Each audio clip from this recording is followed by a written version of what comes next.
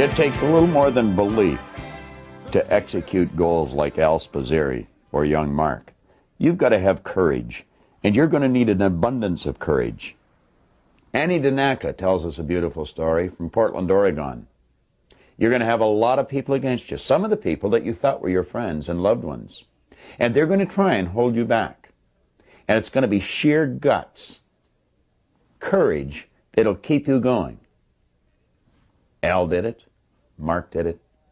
Annie Danaka did it. And so can you. Listen to this. Now, you've got to have courage to act on the idea. In the vernacular, it takes a lot of guts. We were fortunate enough to have Paul Hutsey share his experience with us yesterday. You know, in that same meeting that I met Paul Hutsey in, I was living in LA at the time, and I had come into Toronto to work the conventions for that company.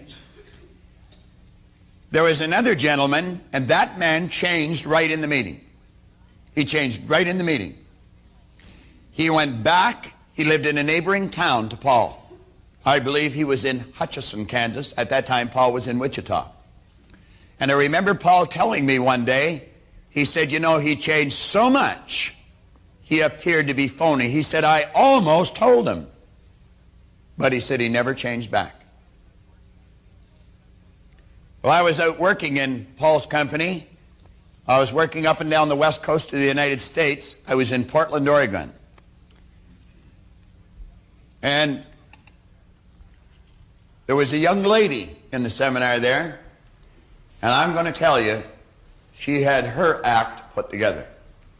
You could say she had her head screwed on right. Physically, she was quite an attractive lady. She did some of the work that you do, Scott. She worked on stage. She did commercials. She raced cars.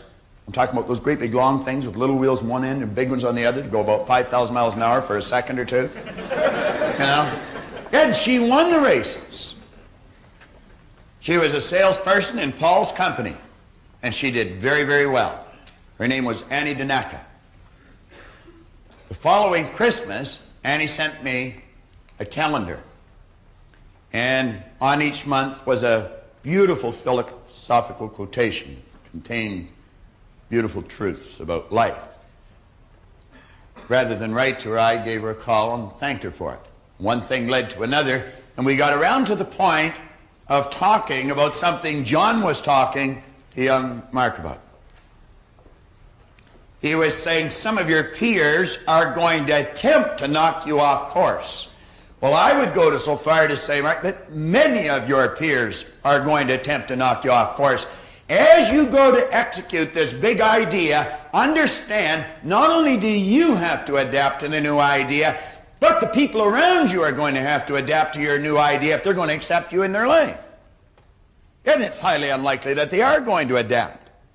You see, the people you've been associating with up to now, they've been earning $18,000 a year, Al. And I would imagine some of those people probably have quit talking to you. Yeah, Marge's sitting there, his wife, saying, yeah, that's right. Yeah, they've quit talking to us. I experienced this. When my income took off, some people I thought were my friends quit talking to me. Of course, you're earning this money. What are you going to do with it? Well, I like spending it. My wife gets a bigger kick out of it than I do, but you buy a nice new car. They say, oh, you're a big shot now. And, of course, you probably want to live in a nice new home. What was the matter with the old one? Not good enough for you? You've got to be prepared for this, and you've got to develop mental strength, because I'm going to tell you, at first it hurts. It bothers you. They try and pull you back to where they are. Annie was telling me about a time she went down on a call for a play, and she went with a couple of her, what she thought were her girlfriends. She got the leading role in the play, and the friends didn't even get in the supporting cast. I have never been in a play, but my daughter has, and one that Scott was musical director of, and I watched them rehearse. I went over and I got to know the cast. And they work hard. They worked long hours. This is before it ever goes on stage. I mean, they start early in the morning, they go to late at night. They may do this for weeks on end. Then just to find you got to rewrite this section, you got to learn it all over again. New energy has to be put into it. It's tough, grueling work. There's no audience there to give you applause. There's nobody there but the director, the producer, to critique what you're doing and say, that's not good enough, do it again, you know, do it different, do it better. It can be a little disheartening. Opening night is a big night, big night. Now, I know that intellectually. I don't really know it emotionally because I've never been in a play. But I watched them, and they were excited. And, of course, afterwards, there's a party for the cast. Because Colleen happened to be in this one, I was invited to the party, and I was standing watching them, and they were so enthused. They were excited. I mean, big deal. Well, opening night of Anne's play, her girlfriends didn't come out to support her. And that's usually a time, I know that one that I'm referring to with Scott, that Colleen was in. There were members of the cast where their families flew in from the United States. Yours did, as a matter of fact, Scott. I met his mother and his sister. In fact, I had breakfast with them after. They had flown in from Colorado. Another chap had his family flow in from Alberta. They come out to support them on opening night. Well, these girls never even come out to support Anne, and it bothered her. It really bothered her. And she was talking to an old friend of her dad who has since passed away. His name was Hap. Hap wrote her this letter. She told me about it. She said, I'll send you a copy of it. I've given it to a few people on occasion. She said, you can have permission to use it in the seminar. It is a classic. It is a classic. Now, as I read this, I want you to keep this in mind.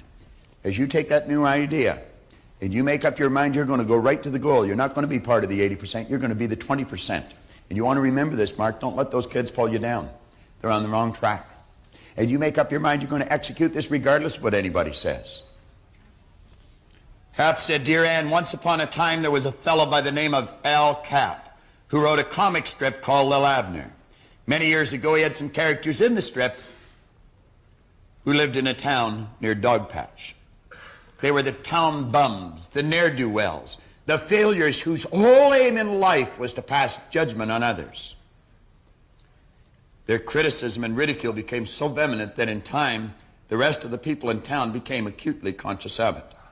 The boys down at the stable, as they were called, because that's where they spent most of their time, soon set the social standards for the whole town. Nobody could do anything without their sanction. Because they lived within the structure of their crummy little world, they would laugh and point their finger at anyone and everyone who tried to be better than he was. As a result, the people feared the ridicule of the boys down at the stable so much so that they stopped trying. Soon everybody became bums, and the whole town died. He said, in every social structure, Anne, whether it's family, town, country, or state, there are the boys down at the stable. They're the jealous ones. They're too scared to try something different, and they show their ignorance by laughing at those who do. Learn to recognize the men for what they are, and don't let them hurt you. It takes a certain amount of toughness in here to succeed. One has to rise above those who would tear you down so that they can laugh and say, I told you so. There's too many of us who love you and want you to make it, and I can put myself right at the top of the list. You aren't going to fall flat on your face as they would have you. You're going to do a superb job. Remember, this show is only one small step in the direction of greater things you will do, many of which are beyond your wildest dreams. One of the things I like about you best is that you always give it hell for try. The show will be a success because of you and others like you who try. There are only winners in the cast. The losers are gathered down at the stable, laughing and hoping for our failure. If we could dig down deep inside of them, I'm sure we'd find that they would like to win also, but they're too scared to try. And they attempt to cover up their own failures as human beings by laughing at others. In a sense, I'm sorry for they. Their guilt must make them very unhappy people. Much love and give them hell, Hap. What a letter. I wished I had known him. I can relate to this very, very well because I spent half my life as one of the boys down at the stable. Then I was fortunate, like that elderly couple. I had somebody knock on my door and show me how to turn in a bigger bulb, illuminate my life to a greater degree. And I experienced people like this. You see, what I did was I relate back, how did I react to these people? I reacted the same way. And I had to recognize, yeah, I was jealous. I was jealous. I was cynical. And I would point my finger and laugh at anybody who tried to be better. You'd never find me in one of these at that time.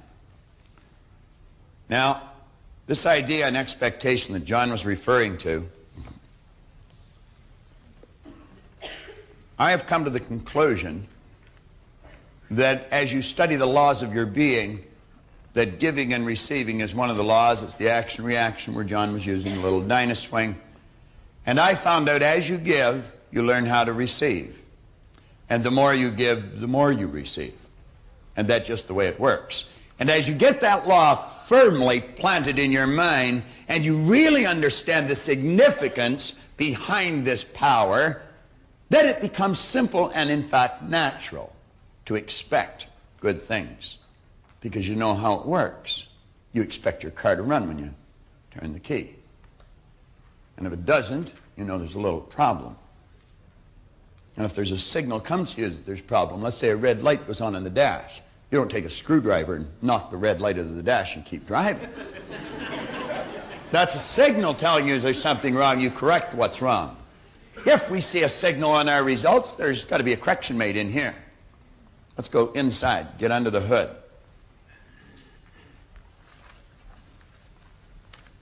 As I mentioned a moment ago, we were fortunate enough to have Paul here yesterday.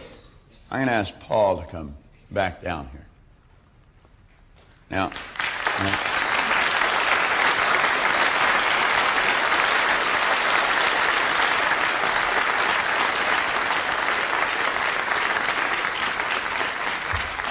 Paul, maybe we could just stand over here, all right? Now, I asked Paul to come down for a reason. John and I come up with an idea some time ago, and we've been working on this idea for a long time. Last night, having dinner with Paul, Paul talked about changing the number 2 to a candle, because it represented light, and light comes from inside. And I got thinking about this, and I was thinking of a quote that I guess you could say both John and I fell in love with quite a long time ago. And the quote kept playing on our mind and playing on our mind, and so we decided to develop an idea around it. And it is it's actually not a quote, it's an epitaph that Theodore Roosevelt wrote many, many years ago for his son, who had passed away or died in battle 6 months before his own death. And Roosevelt said, "Only those are fit to live who do not fear to die, and none are fit to die who have shrunk from the joy of life. Both life and death are parts of the same great adventure." He said, "All of us who provide service and stand ready for sacrifice are the torchbearers. We run with the torches until we fall, content if we can pass them to the hands of the other runners." Let me review part of it. He says, all of us who provide service. I think Paul provides a lot of service. I don't think he does. I know he does. And if you go throughout Texas, Missouri, Louisiana, Kansas, you're going to say, hundreds of people, they'll say, yeah, Hutsy sure does provide a lot of service. And then he said, and stand ready for sacrifice. Well, you know, he's already told us he's got 60 salespeople down there. He's got 8 managers. He's got 5 kids. He's got 19 grandkids. He's got a wife that's just a beautiful lady. And, yeah. I don't think he has to look for something to do on a weekend. When I asked Paul if he'd come up and share his experience with you and with all the people that are watching this, sitting in their home or at work, he didn't even say, let me think about it. He just said, sure, I'd be glad to, you know. Now, you know, most of us look at sacrifice as losing something. The true meaning of sacrifice is giving up something of a lower nature to receive something of a higher nature. I don't know what Paul would have done this weekend, but I do know last night he said, boy, that was just a great day. He said, what a great audience. He said, I had a wonderful time. So he gave up something of a lower nature. He received something of a higher nature. Now, John and I had an idea some time ago, And we had someone design and make a little pin out of gold. Now it's a little gold pin. It has a wreath. It has a hand holding a torch. It's a torchbearer's pin. And we had decided we would make a lot of people torchbearers, show them that there is compensation in service and sacrifice. And we only had 2 of these pins made, one for John and one for myself, but we thought the first guy that we should make a torchbearer is Paul Hutsey. You know? Right here.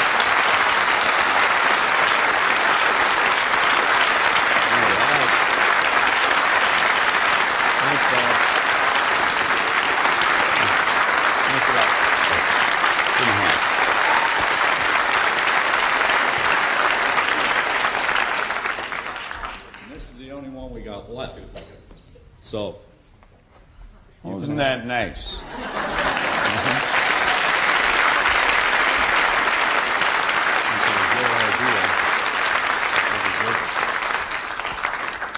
See how fast you get it back when you give it out? And I'm going to tell you, that was spontaneous. We were talking last night, and I said the only time you give is when you don't think about it. It's just automatic. It's got to be spontaneous. If you have to think about it, you're trading. I know that John didn't even know I was going to do that. We talked about making Paul the first torchbearer, but he didn't know I was going to do that then, nor did I know he was going to do that.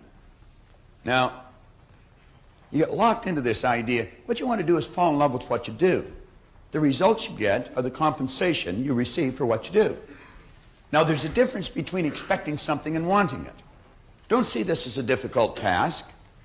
On page 33, what I want to suggest you do is take and write down the left-hand side of page 33, about every 3rd line. Put family life right at the top on the left-hand side. Right on the left-hand side of the page down here, on the first line, put family life. Drop down 2 or 3 lines, put social life. Come down 2 or 3 more lines, staying on the left-hand side, put business life. Come down a little further and put income. Come down a little further and write health. Now, they're just some suggestions of areas of your life. I want to suggest you pick out some more and then ask yourself, have I just been wanting these because wants are here in the consciousness? Expectation is in here. And you can want things, you can see them, and you can have them in your consciousness. If you don't plan them in here, you're not going to get them. And I want you to take some time and really think about that. And don't just pass this lesson over and go on and do whatever you're going to do. This is the lesson. It's important that you get in. This is how you get yourself involved. You develop the understanding. It motivates the action, which changes the results. And that's what we said. It's the understanding and application. On page 34, quote at the top of the page, I believe John did that much better than I could do it here with young Mark over here. So desire is the effort of the unexpressed possibility within, seeking expression without, through your action. It's the idea that's cooking in every cell of our being. It's the act that's bubbling under. There's something inside wanting us to go out and do. It's the idea wanting to be expressed. And don't be disheartened if it doesn't happen when you think it's supposed to happen. John mentioned yesterday there's a season for sowing and there's a season for reaping, but you never do both in the same season. When you plant the seed, understand that the idea is a non-physical seed, but it's every bit the same as a physical seed that you plant in the ground. Recently we were having some work done around our house. There was a strip that we had filled in. It was a bit of a ditch. We had it filled in. We were going to have it sodded. And the gentleman that was working on it, he said, you know, he said, this is an excellent time of year to seed. He said it would come through in a week. I said, really? He said, it'd be a lot less work and an awful lot less expensive. I said, go ahead and seed it. And in a week, bang, that grass was out there. It took a week for that seed. That's called the gestation or an incubation period, and that's governed by one of the natural laws of the universe called the law of gender. All seeds have a gestation or an incubation period. I believe the seed for a baby is about 280 days. I've never seen a man coming home after a young lady's gone to the doctor and she come home and she says, darling, blessed event's going to take place. 90 days later he comes home and he says, well, where is it? Oh, it isn't going to work. No. It's like James Allen said, we wait as one who understands. When spirit rises and commands, God is ready to obey. There's a gestation period. You plant a seed for a carrot. I understand it takes 70 days. We have gained a conscious understanding of what the gestation period is for almost all physical seeds. But remember yesterday we were talking about the water and the steam and the ether, and we were talking about the only difference between the physical and the non-physical is in density or amplitude of vibration. It's exactly the same. Well, keep in mind that an idea is exactly the same as the physical seed. It's exactly the same, only appears different to one of these things we call our sensory factor. But it's exactly the same, and it's governed by exactly the same law. The non-physical world and the physical world is all governed by the same law because it's the same world. It's the opposite side of the same thing. But you cannot see that with your sensory factors. You've got to see it with an inner eye of understanding. On page 34, we say, in other words, your idea, your dream, or goal can only be desired once it has been properly planted in this creative universal intelligence. And we suggested how you do that. You do that through constant spaced repetition, and you do it in a totally relaxed state. I don't think you write very good music, Scott, when you're uptight and things are bothering you and you got real pressing problems. You see, tension tires, relaxation rests and renews. Relaxation opens the chakras and lets the power flow freely through you. And that's really what you are as a channel. Use your relaxation, your visualization tape. You say, however, once your desire has been firmly established, it is the expectant attitude that ensures your goal or dream is not uprooted or replaced by any opposing idea. You see, when you understand how this power works and your conscious relationship to it, you're not going to be knocked off track by circumstance because you are expecting the right thing to happen. Like Paul Hutsey said, he said, I found the 10-acre lot because I was looking for the 10-acre lot. Most people don't expect it. They just think because they've changed vocations, they've changed towns, they've changed spouses, they've changed clothes, they've changed cars, that everything's going to happen. You don't change the kitchen by painting the outside of the house. If you want your results to change permanently and dramatically, you've got to change them inside. Now we're on page 34. Therefore, it is imperative that you understand the following 3 points from Genevieve Brevan's phenomenal book, Your Invisible Power, John was working with earlier. For they will help you to develop the understanding you need to form the expectant attitude. Now, let's take a look at these 3 points. All space is filled with a creative power. It's not just inside, it's like we said earlier, it's everywhere. This creative power is amenable to suggestion. You create the idea, and as you get emotionally involved in it, you've placed it in the universe, and the entire universe comes to your beck and call. Such a phenomenal idea for us to grasp. We say the creative power only works by deductive methods. John covered that early yesterday. What do we mean by that? Deductive methods. It only has the ability to accept the idea and move it into all its necessary parts for the manifestation of the idea. It has no ability to add one fact, one idea, one thought. It cannot add anything to it. It's like a mold. What you pour in, that's what you get back. This creative power only works by deductive methods. You build the picture, I'm telling you, just think about it. You can build a picture in your mind, you turn it over, and that's the way your life starts to go. The same way the architect designs the building, the same way you design how your table is going to be set, the same way you design how to make that dress, the same way you design how to make that table, the same way Paul designed the way he wanted his house, you can design your life. All aspects of it. And it works by exactly the same law. Now, Thomas Troward in his writing emphasized this last point because it implies that the action of this ever-present creative power is in no way limited by precedent or what has gone on before. What do we mean by that? Well, I'll tell you exactly what we mean by it. Your present or past results have absolutely nothing to do with what's going to happen from this point forward. Now, that was the point that Roy Stanford drilled into my head. You see, I kept thinking, well, gee, I'm such a mess up. You know, I've done everything wrong up till now. I'm 26. I'm broke. I'm not happy. Everything was wrong. He said, Bob, that's all in the past. He said, every moment is a new moment. We shouldn't condemn ourselves.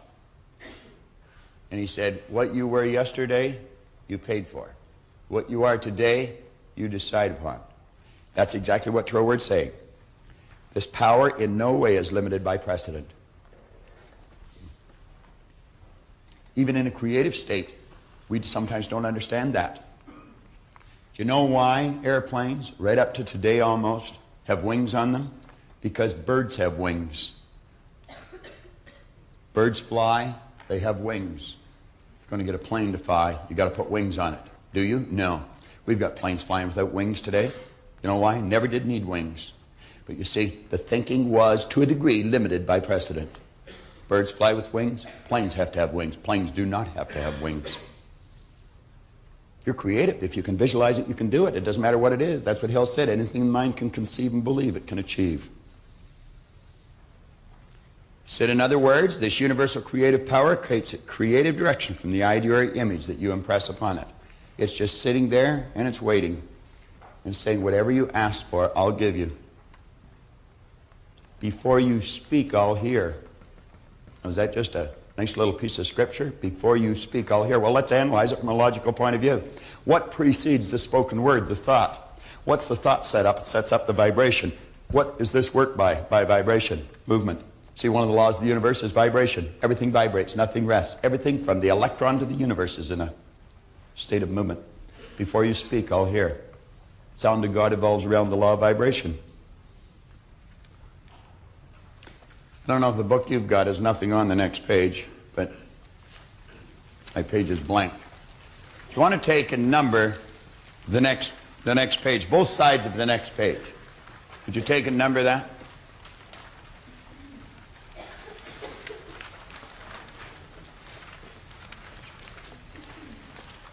Now, how many of you, or did you, write 35 and 36 on the next two pages? Why?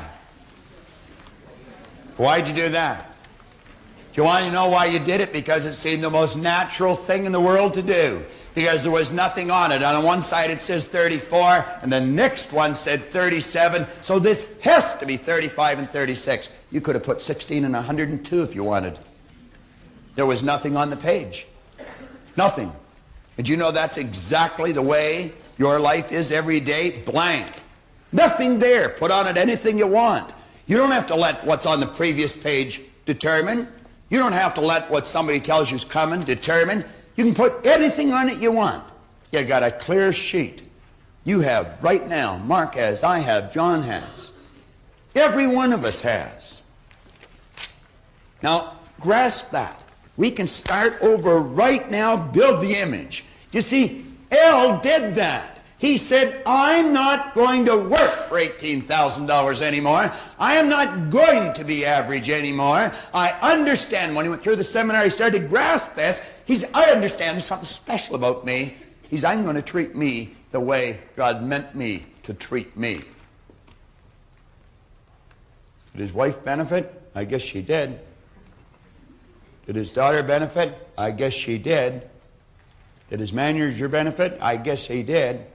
And you want to know who else benefited? A whole pile of people that he helped move into the home of their dream. Did he provide service? Yeah, he did. Did he sacrifice? Sure. He was out lots of evenings when he could have been home. Think about it. Think about it. Up at the top of page 37, we say, once you fully understand this great truth, the character with which this sensitive reproductive power is invested will become the most important consideration for you. Your thoughts, you will start to guard them. You'll start to monitor them. You're going to start to really pay close attention to what's going on.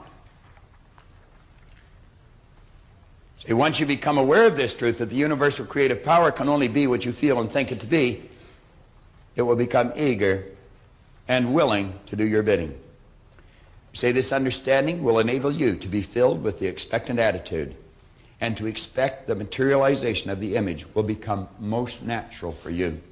Do you know that if you put this particular tape on and play it every day for at least a month, there's so much depth to this idea. Every time you read it, you're going to see it clearer. It'll be as if you're standing at the base of a tall building facing east. And somebody said, what's the view like facing east? And you'll describe it. But then you go in and you raise your consciousness, you move up to the 3rd floor and you go to the east wall and you look through the window. The view is different. You're still facing east, but it's different. And then you go and you raise your consciousness and you go up to the 10th floor and you go to the east wall and you look, but it's different. It's much more beautiful. And ultimately, if you'll keep listening to this and watching it and thinking it and relating it to your own life, you're going to work your way to the roof. And you'll see as far as your eyes can take you. It's like Paul told me one time. He said, go as far as you can see. When you get there, you'll see how to go further. Troward said, if you think your thought's powerful, it's powerful. Let's stroke from our vocabulary those 3 words, it's just me. It's just me. It's just me. Should never be just. Something absolutely phenomenal. When you're talking about you, you could speak in superlatives all day long and you're going to fall short of describing the dynamics of you. Talk about something special. You're sure special, believe me. I know I'm special. I think I'm a nice person. And you know something? It's because I know that and think that I attract nice people into my life. I've got some phenomenal friends. Later today, you're going to see everybody that works for our company, and I'm going to tell you, I was saying to Paul last night, I'm so proud to be working with these people. We have some of the nicest people that you'll ever want to meet working in this company. Just absolutely phenomenal. We were talking about Shirley Laverdier, our national sales manager.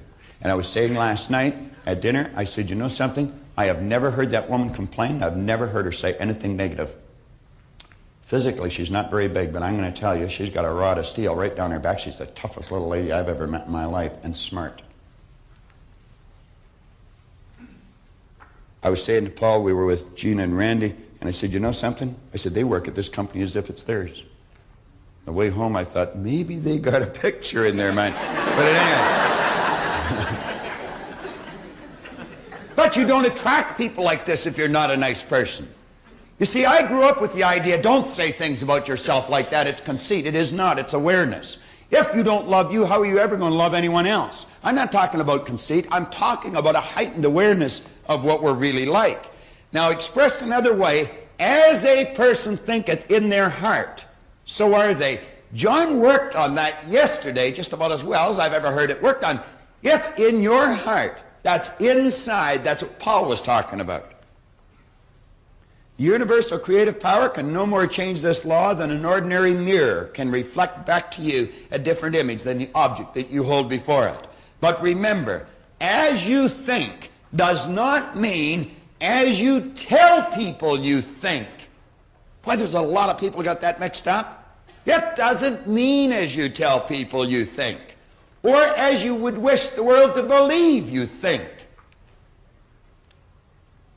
It means your innermost thoughts. What's going on inside? What do you think of you? The more you study you, you're going to find your belief system is based upon your evaluation of something. The more you evaluate you, the more you're going to believe in you.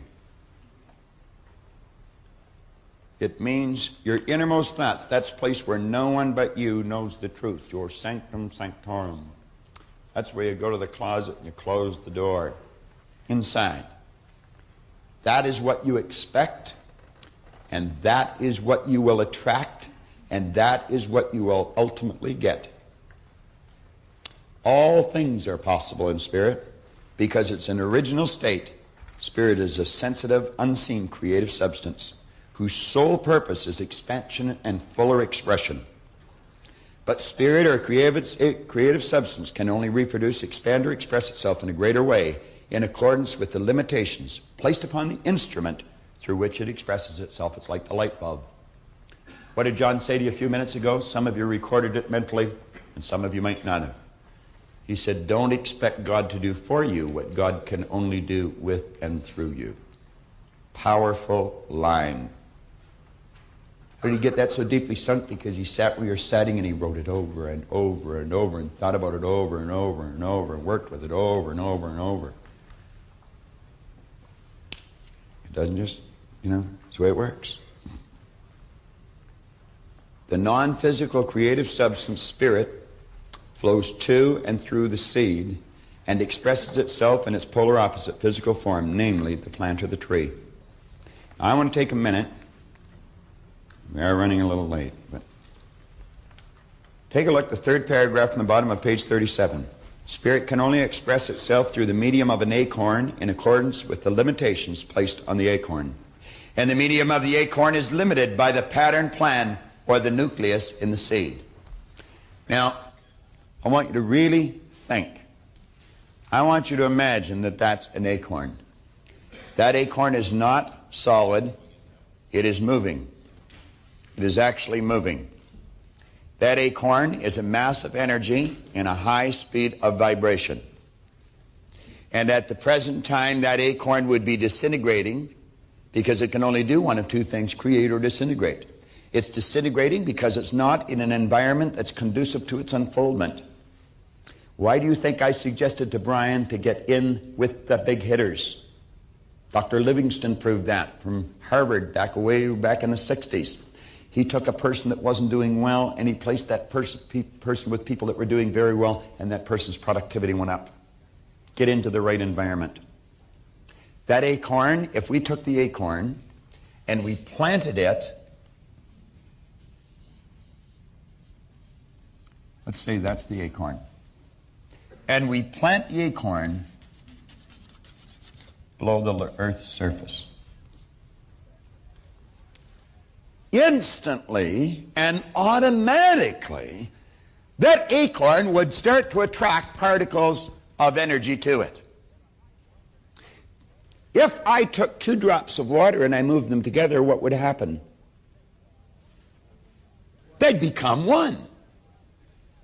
If I took a drop of peanut oil and a drop of water and moved it together, what would happen? They'd repel. Why? Because they're not on the same frequency. They're both massive energy, but not in harmonious vibration. There's all kinds of particles of energy in the earth that are not in harmony with the vibratory rate of the acorn, but they won't be attracted because they're not on the same frequency. Now, that acorn has a pattern plan or a nucleus in it. You'll hear many people say the oak sleeps in the acorn. That's not true. You'll never find an oak tree in an acorn. You can dissect it with the most powerful microscope you'll ever get your hands on. You'll never find an oak tree in it. Do you know why? There isn't one there. The oak tree's in the universe. Where does everything come from? Everything just is. Everything is an expression of the same thing. Everything, all supply comes from one infinite source, a non-physical source. Same as your money, your health, and everything else. This acorn has no ability to alter its state of vibration, so it keeps attracting little particles of energy, just like a magnet. And as they join with the acorn, it's like the drop of water. Keep adding drops to it, and pretty soon you're going to have a big puddle. This thing has to what? Expand. We call that growth. And a shoot comes out of the bottom, and another little shoot comes out of the bottom. Pretty soon a shoot comes out of the top, and it bursts through the earth into the atmosphere. And from the atmosphere, particles of energy, unseen to the physical senses, but not unseen to this power, and it's attracted, and that thing starts to grow, and pretty soon it has roots, and it has a trunk, and bark, and branches, and twigs, and leaves, and it has the whole thing. Do you know why? It cannot change its state of vibration. It's locked in. That's why an acorn can only grow into an oak tree. Carrot seed can only grow into a carrot. Want to know what makes us unique? We can grow into anything we choose because we build the idea, it becomes the nucleus, it controls our vibration, and that dictates what we attract to us. You know what our problem is? We're growing into an oak tree one day, a carrot the next, a maple tree the following day. And you know why we do that? Because we don't see what we think with our limited awareness is coming to us on time. We want the leaves before we even get the roots. Won't work. Never has, never will. Get locked into your idea and stay in that vibration regardless of what's happening. I've often said you'd have to put a great big bullet right through here to get me to stop doing what I'm doing. I don't want to do anything else. I made up my mind a long time ago. This is what I was going to do, and I was going to work at getting better at it every day. Lock into something. Find something you love to do and dedicate your life to it. I see people come into this business, and because they haven't made it in 3 weeks, they say, oh, hell, it won't work. You know, what do you mean won't work? Anything will work. They do it like they play a yo-yo. It's up and down, I'll throw the yo-yo away. You know? Never master it. Do you know the average person reads at a grade 7 level? We learn to read by the time we're in grade 7 and never improve upon the skill. Very few people ever master anything. I want to suggest that through the repetition of listening and looking and watching this, you're going to master whatever you love to do. Go and do it. Get the courage to step out and do it. On page 38, Genevieve V. Rand said, when your understanding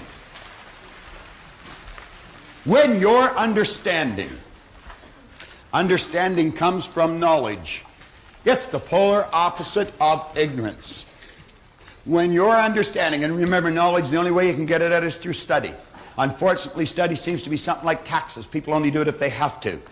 Well, what we want to do is fall in love with the idea of studying. When your understanding grasps the power to visualize your heart's desire. The heart is the spiritual core of your being. And you know something? Spirit's always for expression and fuller expansion. Spirit's always for growth, never for disintegration. When you see things get bad and they say it must be God's will, that's an expression of ignorance. God's will is always for expansion and fuller expression. Greater ways, greater things. That is God's will for you, for me, for everyone else. Never for hard times. Abundance is our birthright. We've been conned, folks. She said, when your understanding grasps the power to visualize your heart's desire and then hold it with your will. Don't let some peon suggestion knock the idea out of your mind. You can't do it because you never have up till now. Hold the idea with your will. Concentrate. Do like Napoleon. He said, I see only the objective. The obstacle must give way. Do like he did, but don't be like he was. He wasn't a nice person. She said, when you do that, it will attract to you all things requisite to the fulfillment of that picture, and it'll attract it by the harmonious vibration, the law of attraction. You know what you have to do? If nothing's created or destroyed, you've got to get on the same frequency as the good that you desire is on. There's music in this room right now. You don't hear it, but it's here. If I brought in a little transistorized radio and turned it on, you'd hear the music. Did I invite the music in, or did I tune into something that was already here? And all I have to do is change the dial and I get different music, and change it again and I get different music. And what am I doing? I'm tuning in on different frequencies. And as you get the image and get involved, you alter the frequency you're on. Therefore, you attract whatever's on that frequency. You want poverty? Tune into it. Be delivered right on schedule. Me, I've never liked poverty. Never. even when I lived in it.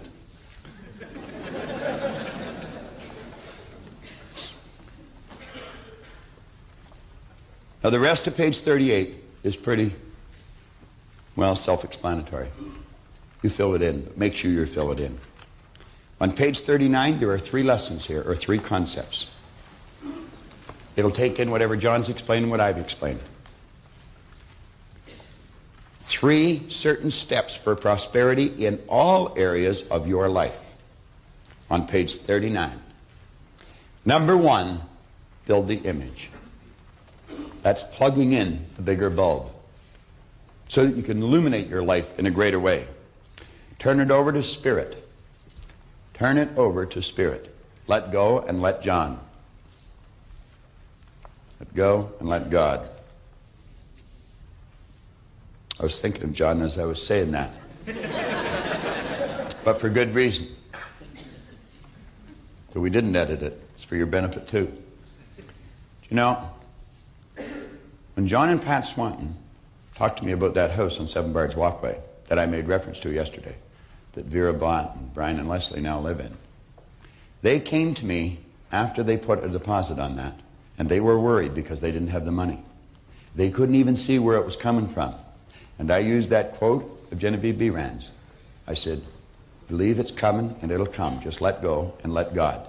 And it was a very, very funny feeling the day they moved into that house, because I was there and they moved into the day, 18th of December. The only thing that was in that house that was movable was the stove and the fridge. And on the refrigerator were a pair of praying hands, magnetic ones, that said, let go and let God. God's everywhere. He's everything. We'll work through you. We'll give you whatever you want. But you've got to ask for it. And you ask in the form of feelings. Number 3, expect. Well, if you take this lesson and you study it, you listen to the cassette tapes, and you watch these audio tapes or visuals, and you watch them over and over and over again, the expectation is going to become natural. We've already covered that. Expect it with your heart and soul that Spirit will reward you openly for your faith. It will reward you openly for your faith.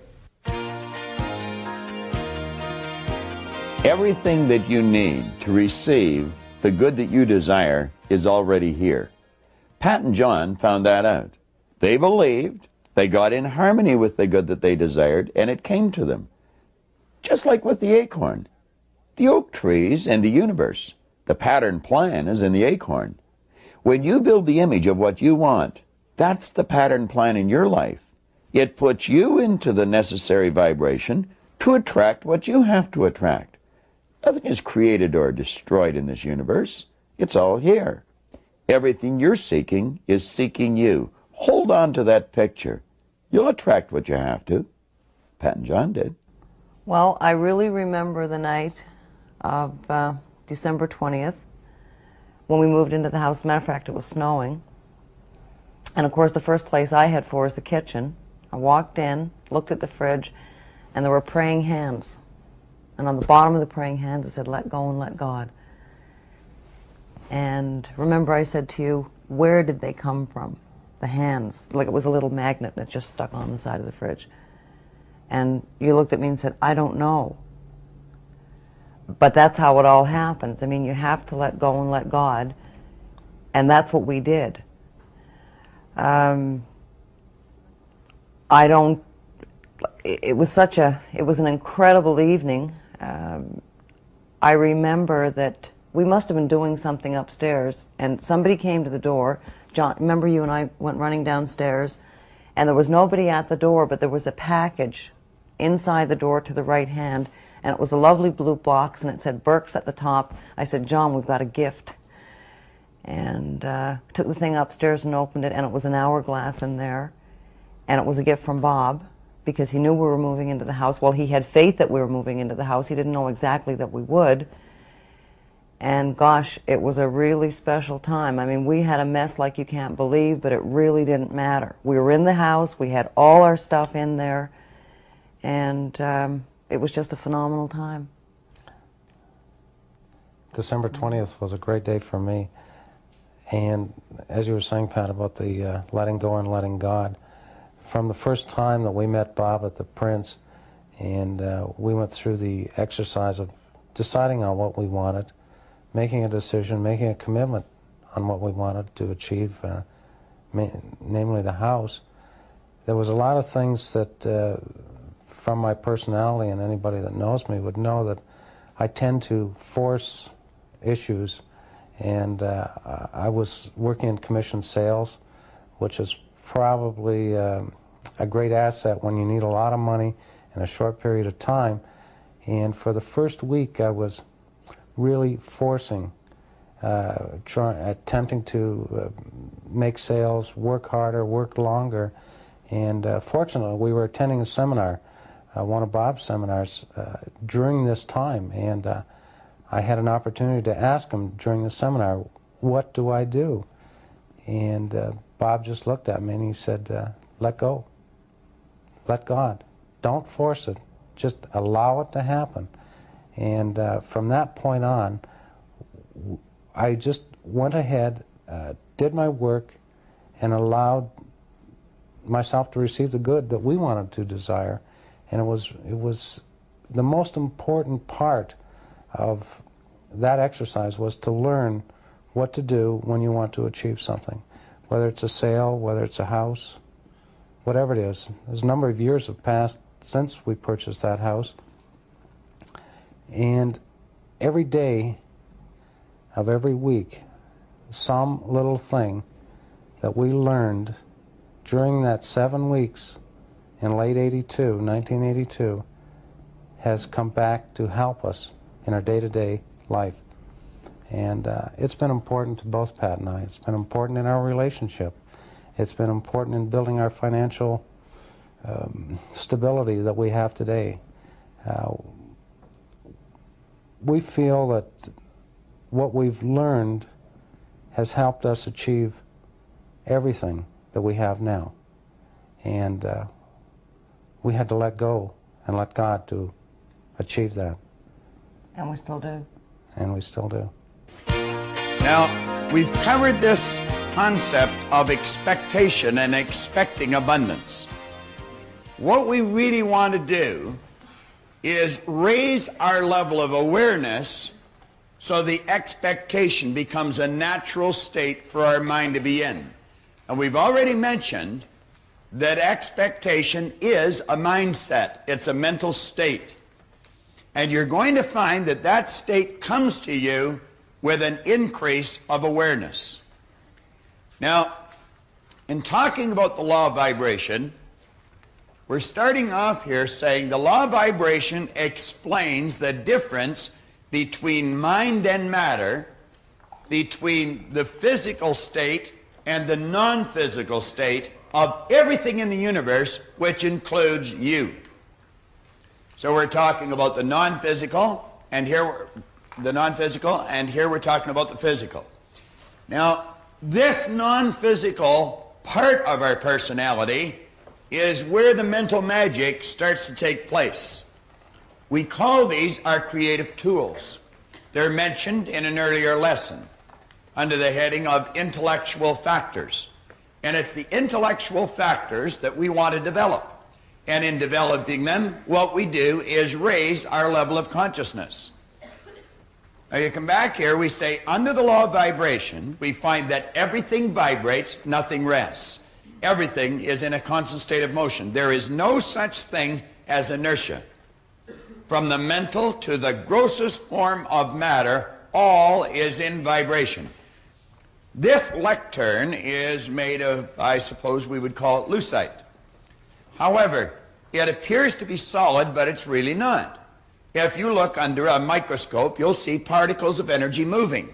And of course, that would be the same with every physical form that you might look at under a microscope. Now, we say graduating between the lowest and the highest form of vibration, there are literally millions of cells or levels of vibration. Rates of vibration are known as frequency. The higher the frequency, the more potent it becomes. Thought being one of the highest forms of vibration and very potent in nature should certainly be understood.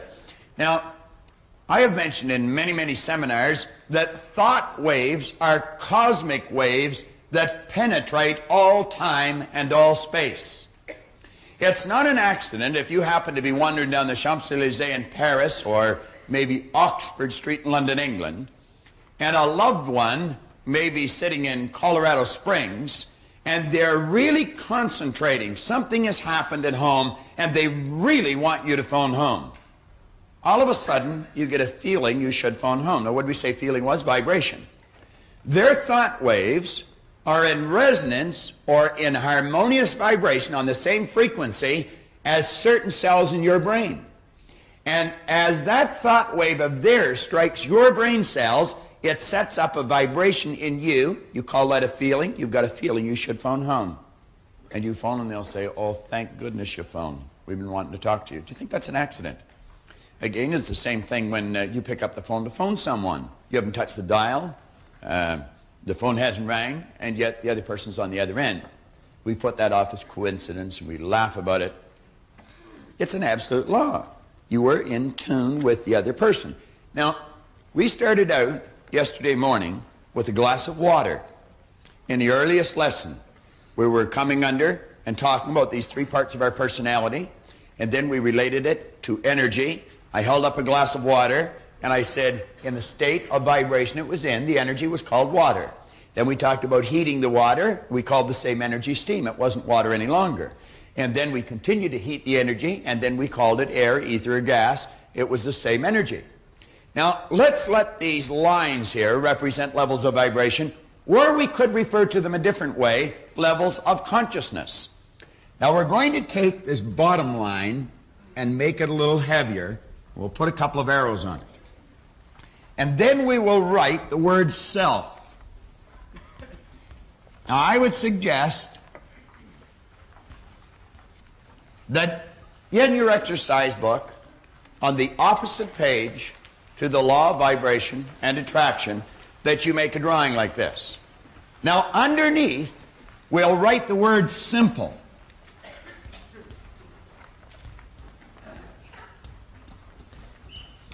Now, everything below this line is going to be referred to as a simple conscious state. This line is referred, and everything above, as a self stage of consciousness.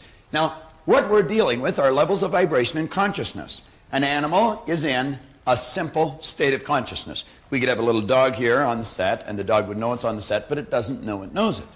A dog operates, as you and I do, with sensory factors, and they are to help the person communicate with their outside world, but they're not operating with any intellectual factors. They operate with instinct, which is perfect.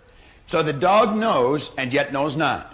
It's able through its sensory factors to look at its outside world, but not able to look at its inner world. You and I have the creative ability of looking at our inner world, and we're in what we call a self-conscious state. We are aware of our objective as well as our subjective world. Now, there are many varying degrees of consciousness until you reach the higher state, which is called divine or cosmic. Use whatever word you choose. It's divine or cosmic consciousness. All religions that have maintained their balance over any period of time are founded on the premise that we will one day be one with our Maker. We will reach this higher or divine conscious state. We will be aware of our oneness with this power. Now, you're going to find individuals who have a very low level of consciousness. They're way down here. Therefore, they have a very low level of what we call awareness. Now, the awareness dictates how that person lives. Whenever I mention this, I think of the first time I had an occasion to go down to the Loop or downtown Chicago. I was living in Glenview, and I went down the Edens Expressway, and as I was going along Michigan Avenue, I saw people laying right in the gutter. They were absolutely filthy. Now, these people were virtually living in an animalistic state, almost. And you would say, well, they're stupid. No, they're not stupid. Some of these people have degrees. Some may have a doctorate's degree or an MBA.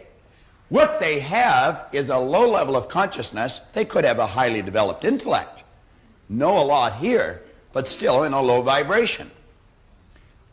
They're not living there because they want to. They're living there because they do not know. They are not aware of how to change it. You will find then individuals, some are up in years, some are fairly young, that have a very high level of consciousness. They're not way down here with their consciousness. They have a very high level of consciousness, and they have a very, very high level of awareness. Now, these people have a phenomenal vibration. Their energy, you feel so good around them. There's something about them that you're attracted to. You're not quite sure what it is. You see, you couldn't articulate on it because it's vibration. You very rarely see these people upset. You very rarely see them excited or depressed. They have learned how to maintain a magnificent balance. Everything they do, they seem to do very, very well. They're very creative. They know how to get results. They know how to stay on track and not let the suggestions that are coming from their outside world knock them off track. Now, you and I live somewhere between here, and yet no knowledge. Now, let's suppose a person is on this level of consciousness. The only thing that person could attract is what's on that level or on that frequency. Consciousness, vibration, frequencies, we're talking about the same thing. If a person is earning, let's say, $25,000 a year, they're not earning 25 because they want 25. They're earning 25 because they are not aware of how to earn 50. If a person's suffering with headaches, they're not suffering with headaches because they want headaches. They're suffering from headaches because they're not aware of how to eliminate the headaches. If a person is alone and lonely, they're not alone and lonely because they want to be. They're alone and lonely because they're not aware of how to change it.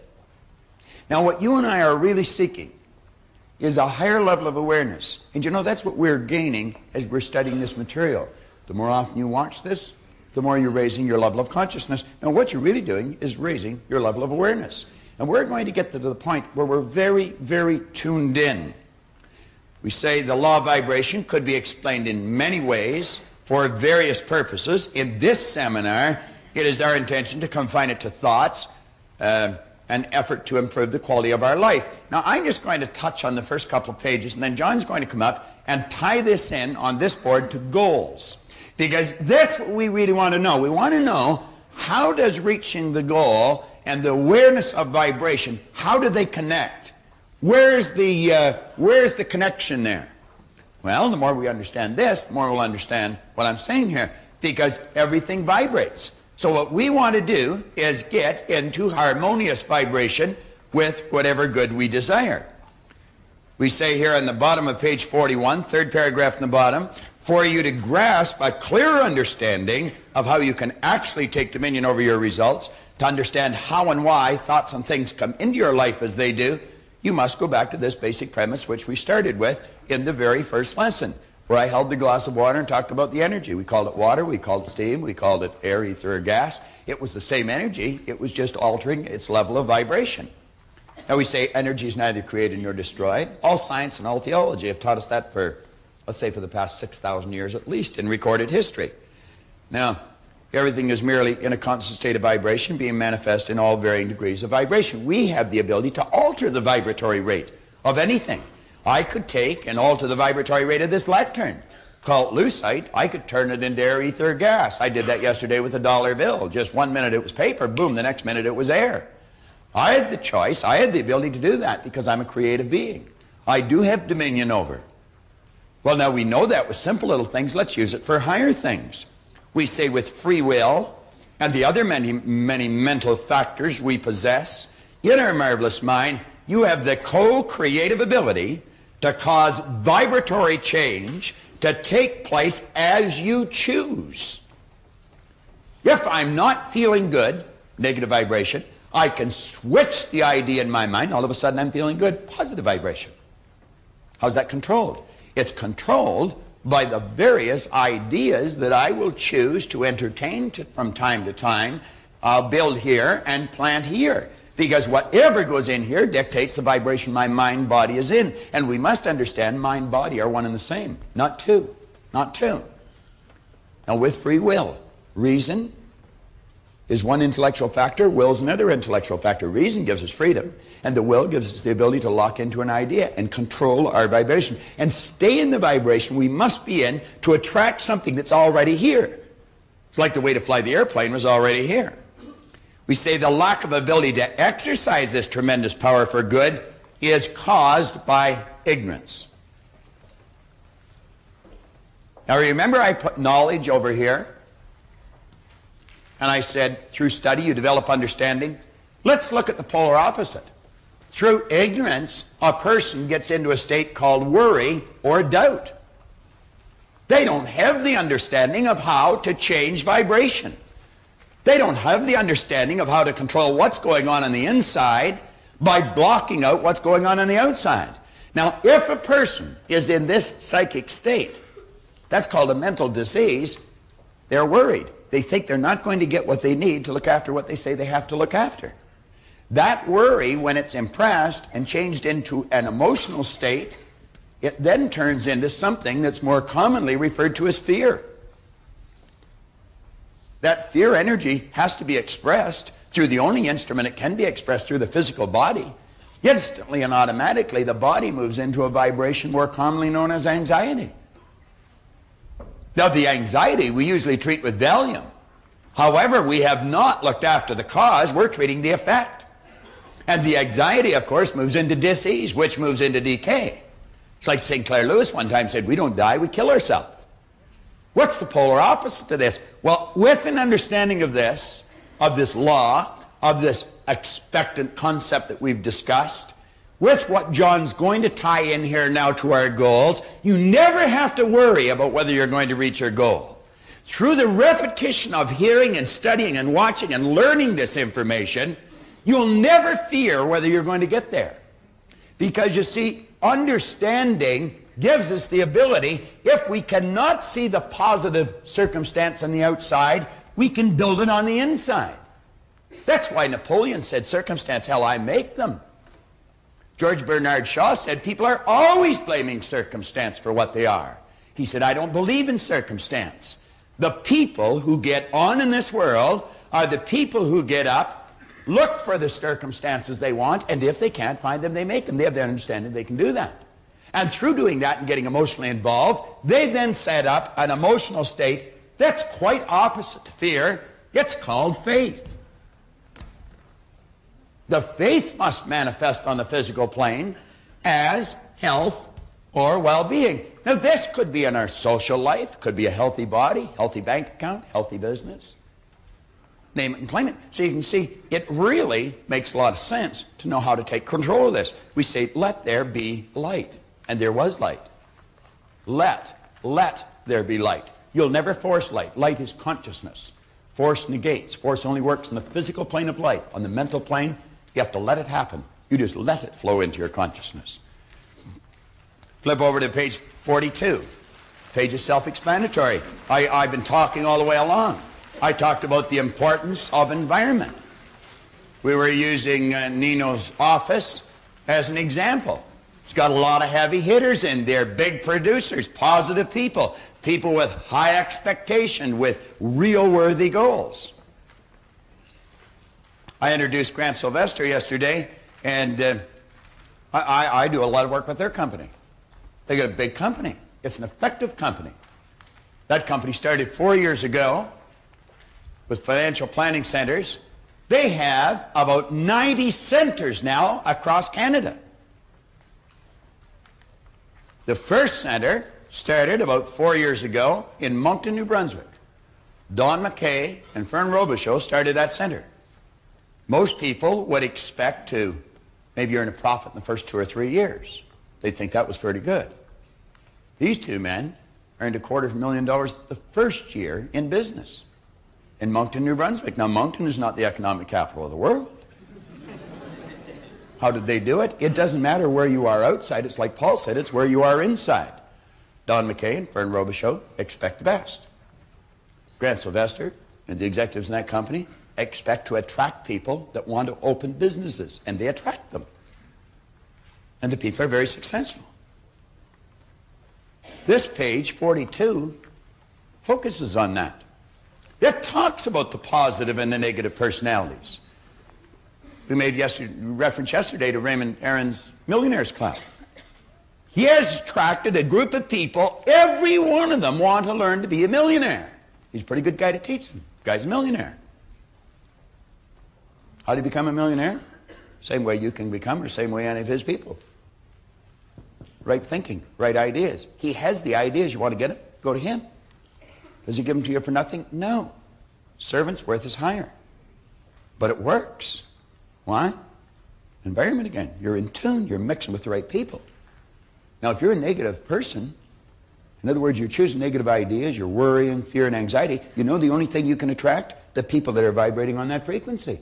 You're going to attract other negative people. Misery loves company. That just isn't a cute saying. Birds of a feather flock together. Now, if you're a heavy hitter, understand this. Eagles don't flock. Sparrows do. Big difference. And the heavy hitters, they're all attracted to each other.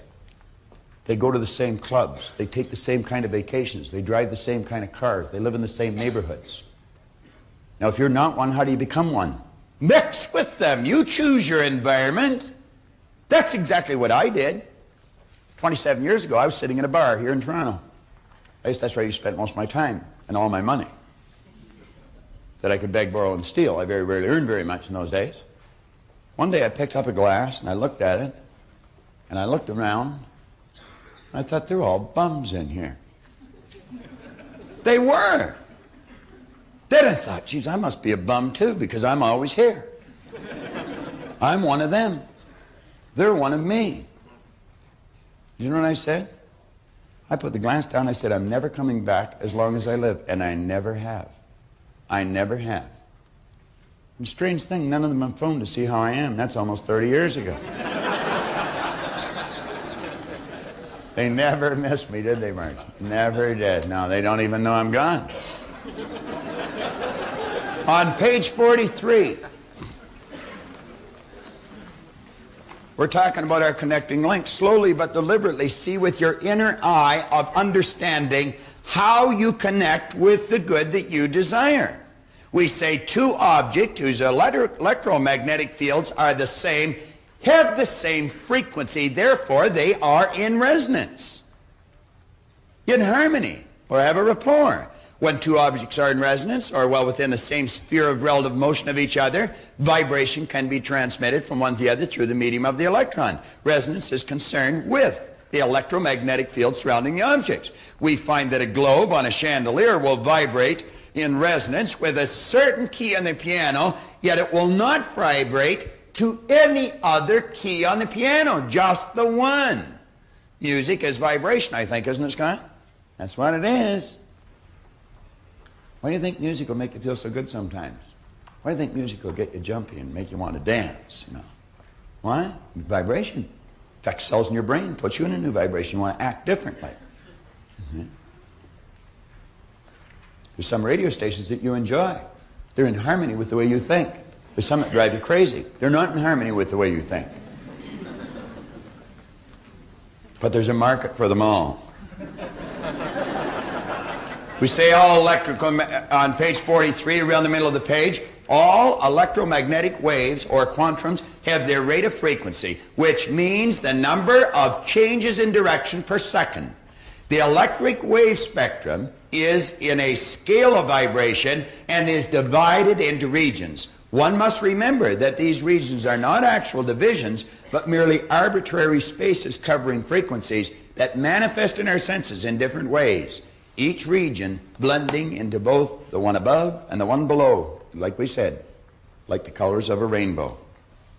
Now we say the earth and the universe are all but degrees in one scale and are in their basic nature the same. The difference be solely a matter of degree or vibration. All manifests of the same energy. Do you know that when you grasp this idea, all of your prejudices will disappear. It'll disappear. just like the negative consciousness we're going to show you in the next lesson. They'll disappear. And you know why they'll disappear? Because of understanding. It's the removing of ignorance. Now read this last paragraph carefully. When the world understands this truth, that everything is an expression of the same thing, we will see that all people are the same. They only appear to be different. How do they appear to be different? They appear to be different to our physical senses, our lowest mental tools. The dividing lines are not borders, color, or language, but ignorance. You attract whatever or whomever you are in harmonious vibration with. The results vary. The people remain the same. The results vary. The people remain the same. We may see a black man and a white woman, or a white woman and a black man. You know what I enjoy watching when I see that? I enjoy watching the people around. Watch the expressions on their faces. The shock, the anger, the horror. Do you know what they're expressing? Ignorance. It's them that is in the bad vibration. We have got some real crazy ideas. How do we get these ideas? Well, I remember when I was a little boy, you know, in the little life that John talked about yesterday, I can remember my grandmother. She was a dear old lady. I loved her. I can remember her saying, well, they're Catholics, but they're nice people.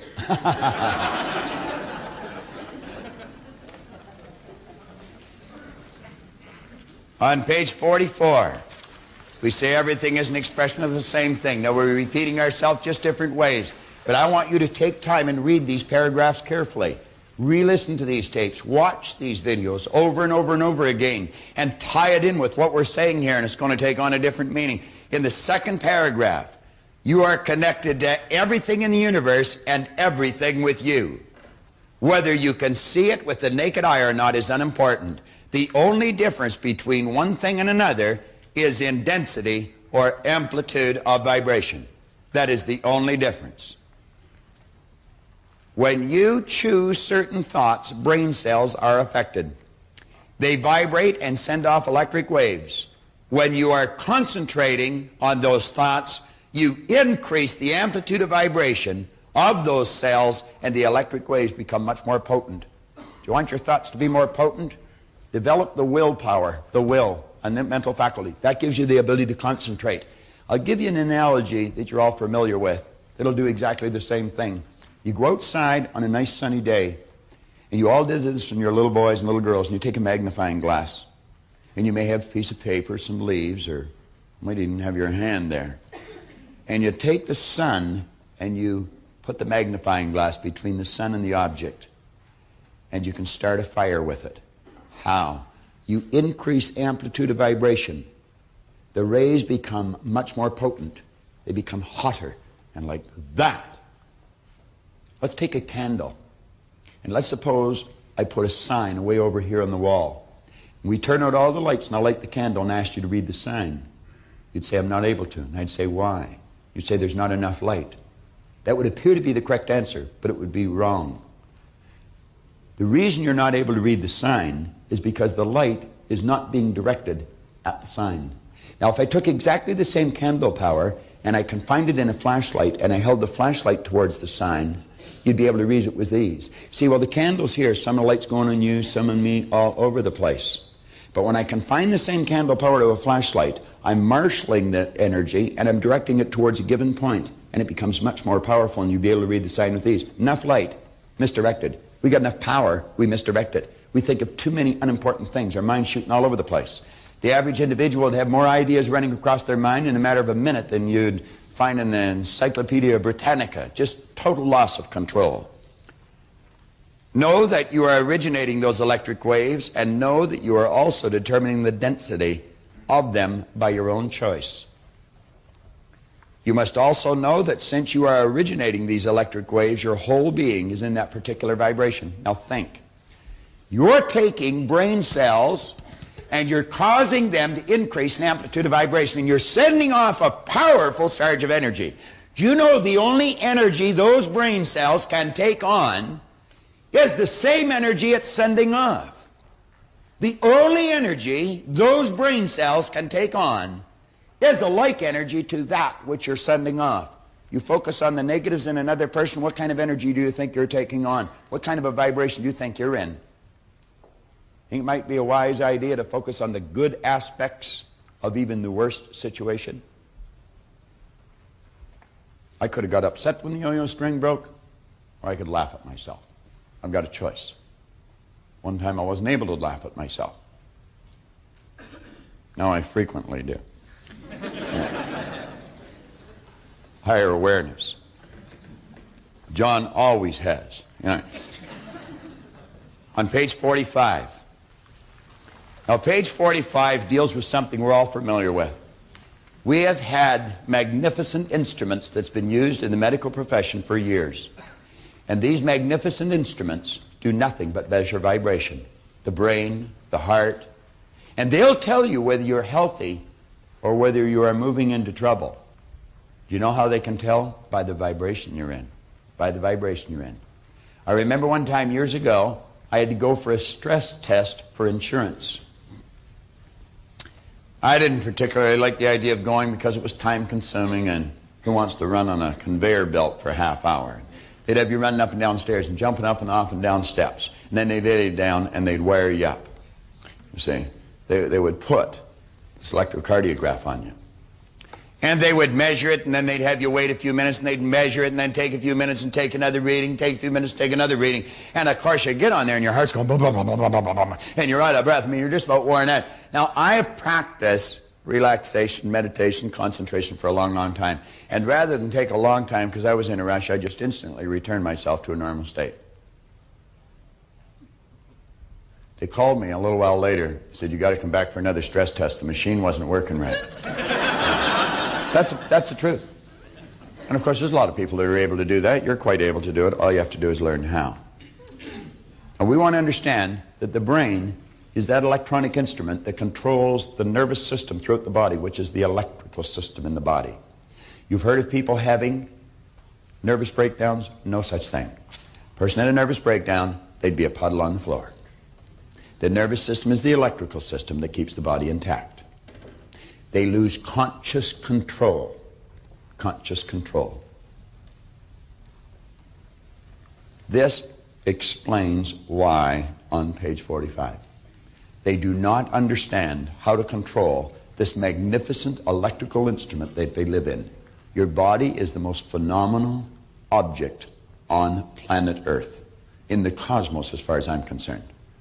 We are truly creative beings in charge of our own world. And we're in charge because we can alter vibration. Alter vibration. Or as I was saying with Scott in the music, create new vibration. Color is vibration. Have you ever noticed if you wear a certain color, you feel better? They have found by painting hotel or hospital rooms, nice bright yellows and pinks, people get better faster. Used to be cut well, sew well, get well with the doctors. Well, now they're paint well, you know. I mean, big difference.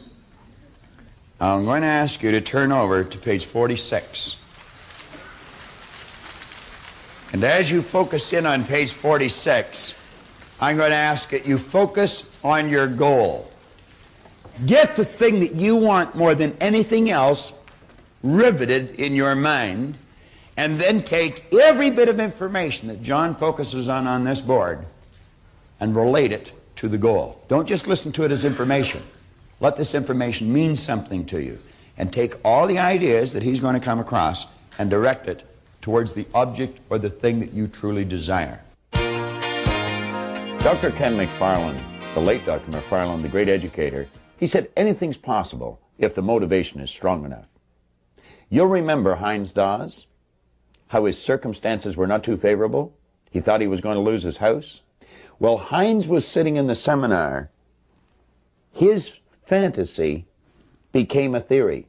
Heinz's fantasy, even although he was having difficulty maintaining his home, was to drive a new Cadillac. And it was while he was sitting in the seminar that his fantasy literally became a theory. Heinz took that theory and turned it into a fact in a short 21-day period. I got my Cadillac in 22 days after I made that promise to myself. There were certain things that Bob suggested we went to one of the dealers in Toronto and got half a dozen brochures. I cut out the page of the car which I wanted, which was a Coupe de Ville. I had one stuck in the bathroom, one in the dash of my old car, one in the kitchen, one in my attaché case, one in the office, and one directly on the ceiling in our bedroom. You went and sat in it. You went and sat in it too. Yes, that was one of the other things. Try to get the senses involved as much as you can. So Bob suggested that sit behind the car and pretend it's yours. Smell the leather. Have the air conditioning blow on you, listen to the stereo. We got the senses involved, and this friend of mine took a picture of me in this car. I still have the picture. I also carried a little goal card with me that Bob suggested, so that every time I put my hands in my pocket, that mental picture was being recreated.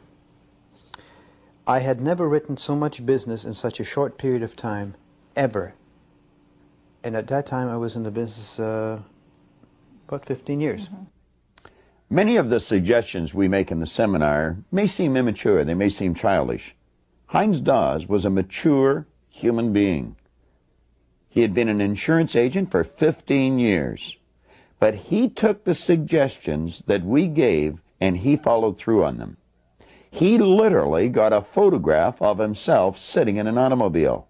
Now that photograph had a real impact on Heinz's brain and ultimately on his mind, and he accomplished that goal in a relatively short period of time. Right on the first page of your action planner, we recommend that you take a photograph of yourself and place it in this square. There's a photograph of yourself, there's a suggestion that you're born rich. You're a prosperous person. Now what we want to suggest is that you get a photograph of yourself with your goal. It might be a new home. Shop around, pick out the place you like, stand in front of it, and get your photograph taken. Go and sit in an automobile. Get the picture of yourself, literally a physical picture, and hold that picture in your mind. Look at it as often as possible. Now, John Canary is going to talk to you about the importance of vibrations and goals. Vibration is everything. That's what the picture does. It puts you in the vibration. Listen to John as he elaborates on that. Now, someone gave us a number of books here not too long ago, and there's something in here that I want to share with you because I know what happens when we go through this particular session. A lot of people go away from it and they ask this question instead of studying it. What do you mean by vibration? What do you really mean? Well, this is about the best definition I've ever found. Every thought changes the rate of vibration. As you are enabled to think greater, deeper, higher, and more forceful thoughts, the brain cells are refined and they become more powerful and they are enabled to receive finer vibrations. What does that mean? I say time and time again to people that we don't get what we want, but we do get what we are. Now you've got to really think about this. We don't get what we want, but we do get what we are. That's probably one of the most important things that I've ever heard. Not only heard, but it's one of the most important things I've ever learned. How do we actually get what we want? By becoming something different in vibration. Now, let me allude to something that I mentioned earlier and something Bob's been talking about quite a bit. When you talk about the attitude of an individual, I mean the total person. What you're actually stating is that my thoughts, my feelings, and my actions represent what is called my attitude. Let me ask you this. What are your thoughts, your feelings, and your actions towards your personal life? Just toward you as an individual. What are your thoughts, feelings, and actions, let's say, towards your income or your business life? What are your thoughts, your feelings, and your actions, let's say, towards your family life? Because you see, your thoughts, feelings, and actions is what determines your state of vibration. Your thoughts, feelings, and actions, it actually determines who and what you are, as well as what it is you're going to get, as well as what it is you're going to get. Now, I want to cover just one concept to show you how you can actually begin to do it. Here's the first thing you've got to understand, is that knowing does not precede doing. Now, I want you to really think about what I just said. Knowing does not precede doing. The moment we as individuals begin to focus on a particular objective, or we start to look at what it is we want, we don't necessarily feel good about getting it. We can see it, we can think about it, but we don't necessarily feel good about doing it. I'm going to give you a good example. How many people here in sales? That's a few. The rest of you beware. Now consider this for a moment. How many people here really get up, enthusiastic, and enjoy cold calling? How many do not? Now keep your hands up, the ones who do not. Is it true, though, that you know you must do it? Isn't it true that you would like to feel comfortable doing it? The moment that you start to go out cold calling, or as Paul mentioned yesterday, meeting that particular girl. Okay, put your hands down now. Or meeting that particular guy. That is suddenly a demand that changes your rate of vibration, or changes, you could say, the way that you feel. Now, consciously, you know what you have to do. You know what it is you're working toward. You know what it is you want. But inside, there's a feeling, an uncomfortable feeling, or you could say a rate of vibration, giving you feedback, telling you why you can't do it. Now, this is what you have to do in very, very simple terms. How many learned to drive with a stick shift? Do you remember what it was like? Now, isn't it true that consciously you had all the knowledge to drive that car? Yes, no? And you get in there, and you're anything like me, you had a person sitting beside you. And they said, now here's what I want you to do. They're giving you instructions. They said, I want you to put the foot in the clutch, put the other one in the brake. Hold both hands in the wheel. Then reach over, make sure you pull this thing up, put it down there in the first, reach over and start the car. Now, as soon as you got to start it, make sure you keep one foot in the clutch, the other one in the brake. Now, as soon as you're all ready, I want you to let your foot off clutch just a little bit. As soon as you do, take foot off brake, same time, get a little bit of gas. Get it going about 10, 15 miles an hour. Now, keep in mind now what you got to do. As soon as you get it going 10, 15 miles an hour, the engine starts to roar. So what do? Take foot off the gas, put the one in the clutch, put it up there in a second. Take foot off the clutch again, put it back in the gas. Get it going to about 20, 25. Now, be careful now. You don't want to go too far because the engine will start to roar again. You burn the engine out. So I'm sure as soon as you do that, you put the foot in the clutch again. Take foot off the gas, though, at the same time, and you put it down there in third, take it back off the clutch again, put it back in the gas, you get it going. You got it? Got it. Now, they said, now, just before you pull out, I want you to be careful. Now, I want you to take one hand, put it over here behind me, keep the other one on the wheel, keep one in the clutch, keep the other one on the brake. Now, they said, as soon as you relax, take this hand back here and take it, grab it down there where it was in third, put it up there into first, put your hand back here, now you got it back up there in reverse.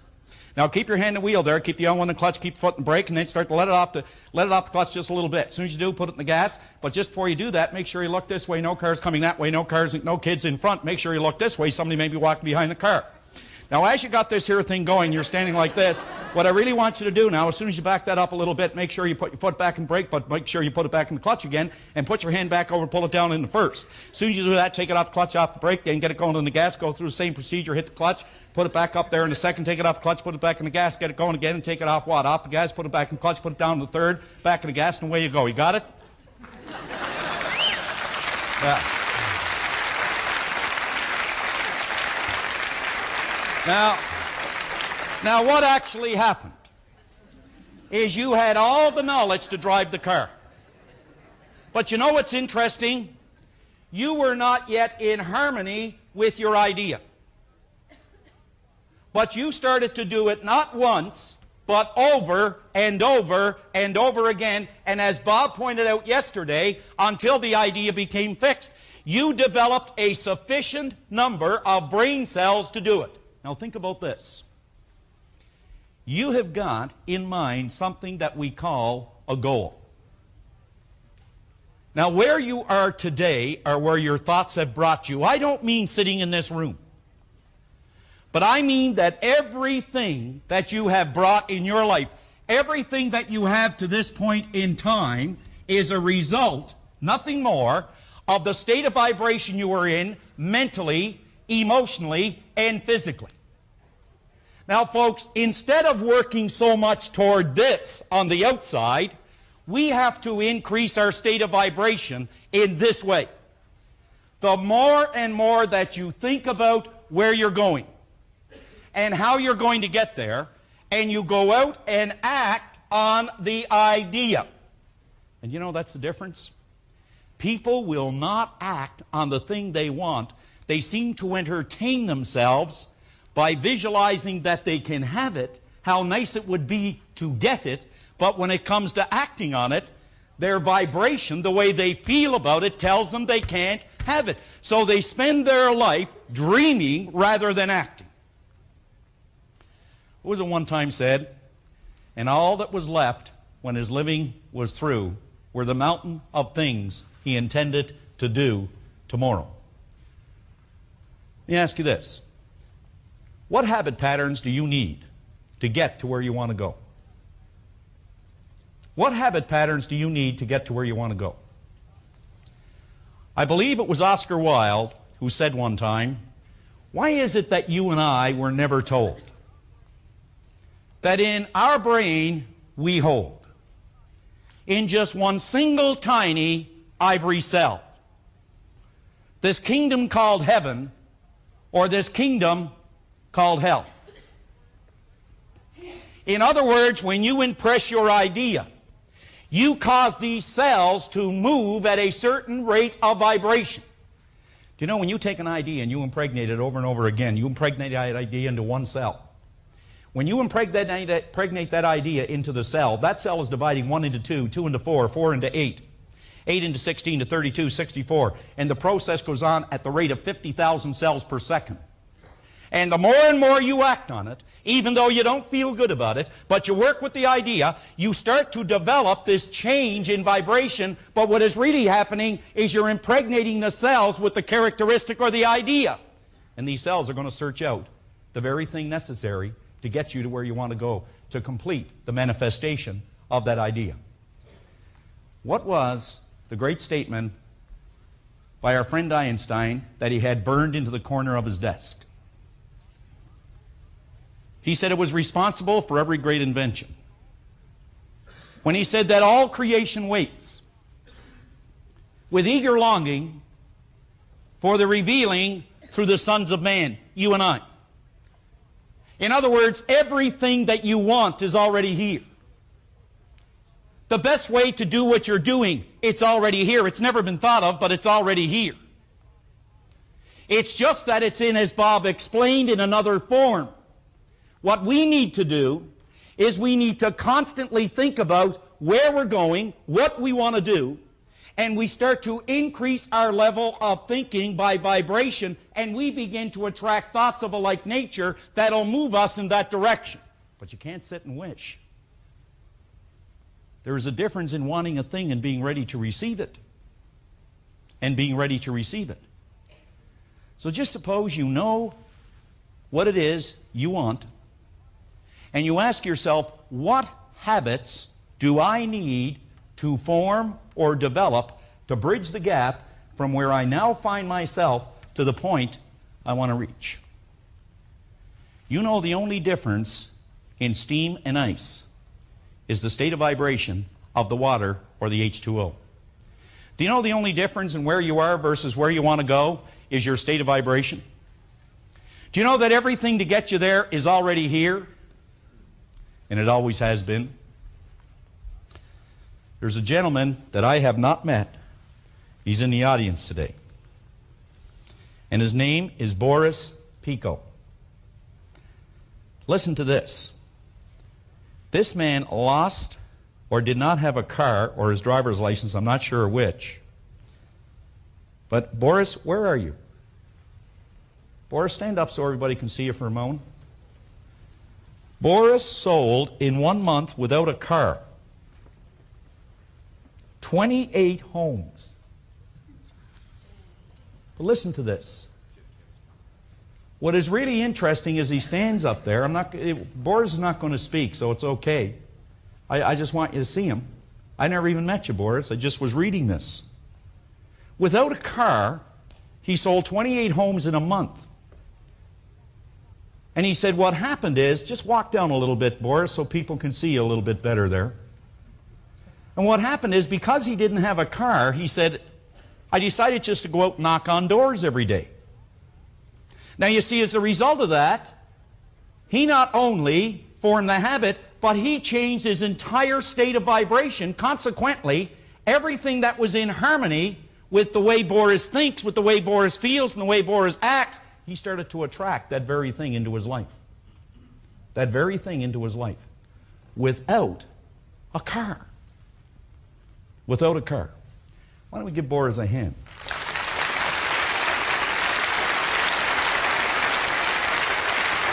Now, let me tell you one of the reasons I think we don't get to where we want to go. I think it's because we try to be too realistic and too practical about the goals that we set. Now, I've heard people come to me and they'd say, you know, you've got to be realistic and you've got to be practical. I can tell you that's the one thing that no one can ever accuse Bob of being, is practical or realistic.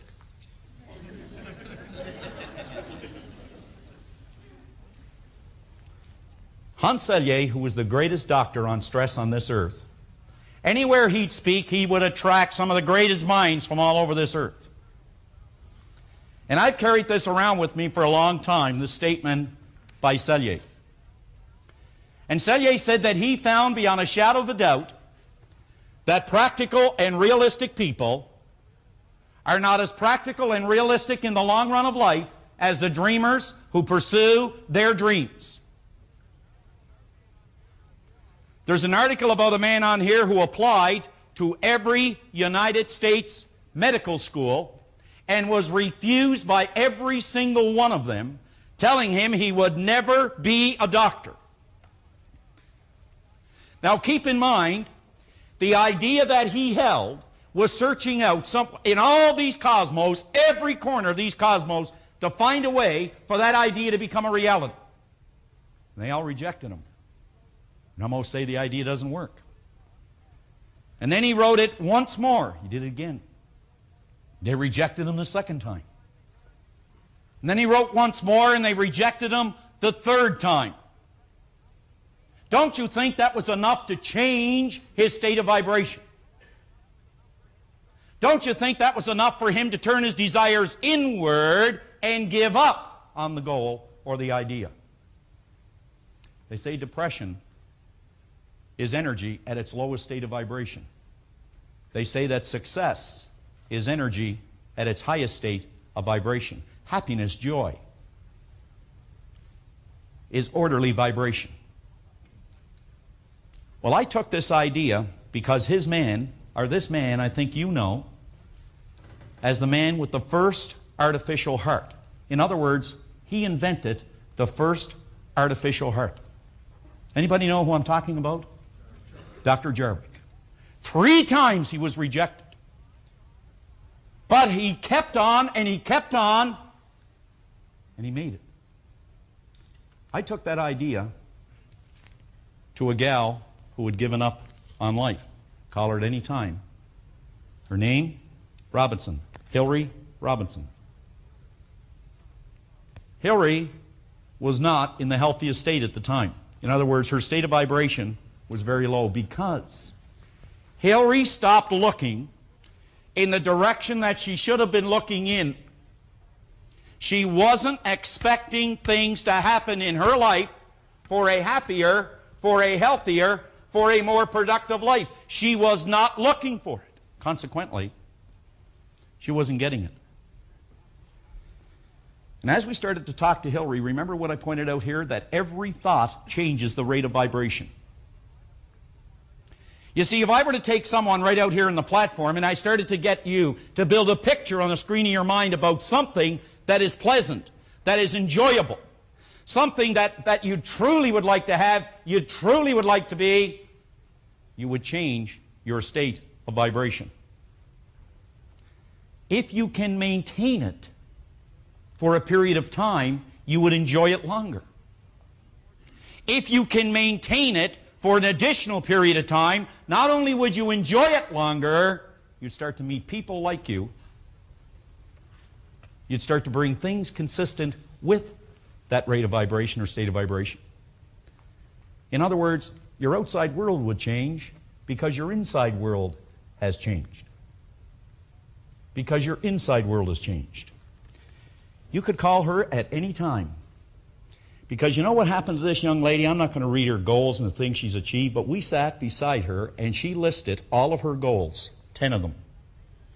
While she was in that negative state of vibration, we were able to get her to see herself in a different light. She started to list the goals, and she's achieved every single one of them, and I'll throw one more in as a bonus. She just opened her own company with her husband recently. I'll guarantee you, Bill Lawrence, you must know Hillary Robinson that worked with Roy Stevens. Everything changed when her state of vibration changed. And when your state of vibration changes, it changes as a result of your attitude changing. In other words, your thoughts, your feelings, and your actions, when they change, your whole energy that's being expressed begins to change. Now, on page 46 at the very top, on vibrations and goals, numerous times in other programs it has been suggested that everything you are seeking is seeking you. Think about that. I just mentioned that you are today where your thoughts have brought you. Because as we think, we actually travel. As we think, we travel.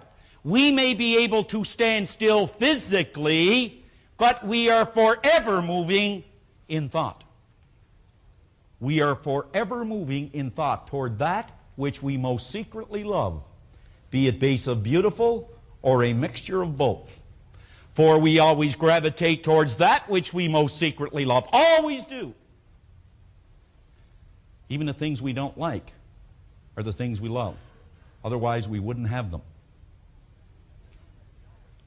It was suggested that we already have everything that we want. You don't have to get anything. It is simply a matter of becoming aware of what you already have, for it is within. It's with you always. If energy is neither created nor destroyed, everything you will ever want is already here. Now think about that. A higher rate of vibration always destroys a lower rate of vibration. If we have negative things in our life that we don't want, we need only go to a higher order of vibration. Now here are some questions you must answer, because it'll tell you what state of vibration you're in. Suppose I were to ask you, do you hate misery more than you love happiness? Do you hate poverty more than you love prosperity? Do you hate disease more than you love health? Because you see, if you hate these things, you increase the possibility of them becoming yours. The thing you hate is yours. The thing you love is yours. Whatever it is you love, it is yours. If not in the physical world, it definitely is in the mental and spiritual world. Do you hate misery more than you love health? Do you love prosperity more than you hate poverty? More than you hate poverty. Let me go on. It is simply a matter of choosing the thoughts that will put you into harmonious vibration with the good that you desire. What are the thoughts that have put you in harmony with the good that you desire? What does your desire look like? Suppose you were to run a movie through in your mind, with you as the star and you as the director. What would it really look like? Because that's how you get into harmony with the things you desire. The moment you bring your life into harmony with the law, the negative will have taken wings, for the cause will have been removed. Think about it. If you want to remove a negative from your life, what you must do is go to a higher order, And a higher order of vibration always destroys a lower order of vibration, and negative is a lower order of vibration. The secret to receiving on the physical plane the results you desire is covered more adequately in the lesson we went over in expectation. Think about it this way. Do you know in a limited state of understanding, we actually sit down and logically reason that we can only get something, or we can only we can't receive it, or we can't give it until we receive it. We logically try to prove that to ourselves. In a limited state of understanding, we actually try to reason that we must get before we can give. And when Bob goes through the vacuum law of prosperity, believe me, there's going to be some navels pop around this room. Some navels pop around this room. I was with my good buddy, Mike Proctor, last week, and he was telling me a story about a man that I'd sat down and talked to over a year ago. And we were talking about this very thing. I said, you know, my friend, you're in a very negative state of vibration. A very negative vibration. And he got quite upset at me. And I told him unless he changed his state of vibration, he's going to get more of the same in his life, which wasn't very much. Last month, he was at their convention. As the story goes, before the night ended, he had the chairman of the board and the senior vice president in a headlock at 1 o'clock in the morning, telling them what was wrong with the company and how he was going to change it. The next day, he didn't even remember it. But see, I said over a year ago that more of the same was going to happen unless he changed his state of vibration. Obviously, he has not, at least to that day. So this lesson then is designed to help you understand how to get into harmonious vibration with the good that you desire, and then how to stay in that state of vibration. Think about it this way. There are people that come to me and say they're looking for the right mate. How can I find the right mate? Well, what you do is be the right mate. You see, you don't get what you want, you get what you are.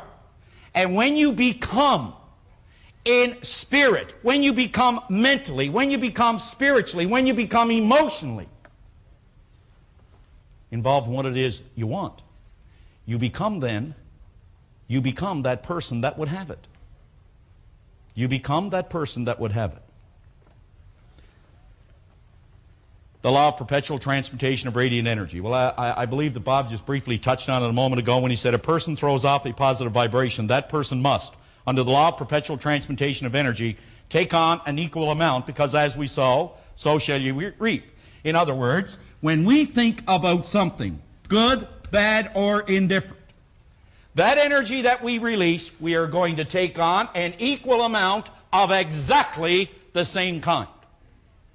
You're going to take on an equal amount of the same kind. That's why some people believe, you see, that, you know, that if it's expedient to be honest, fine, I'll be honest.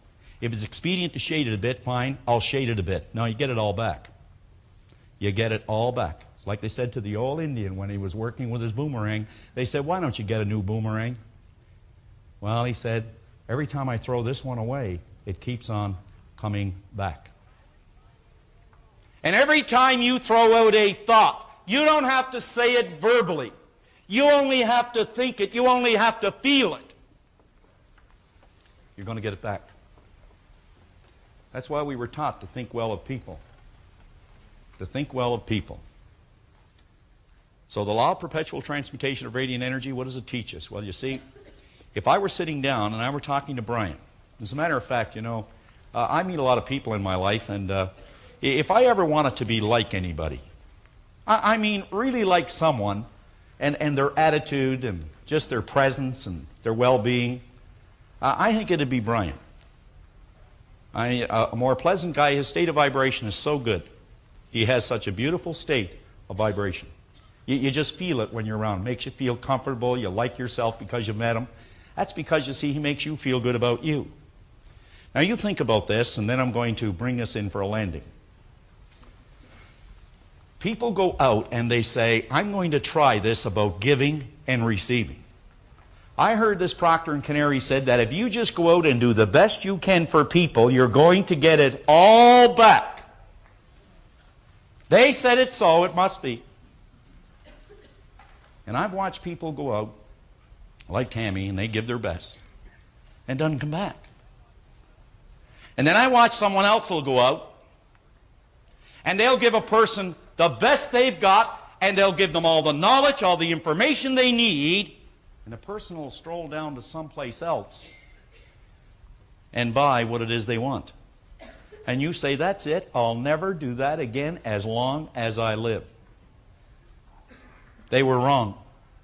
I'll never go to one of those seminars again, it's all a pile of. Let me ask you something.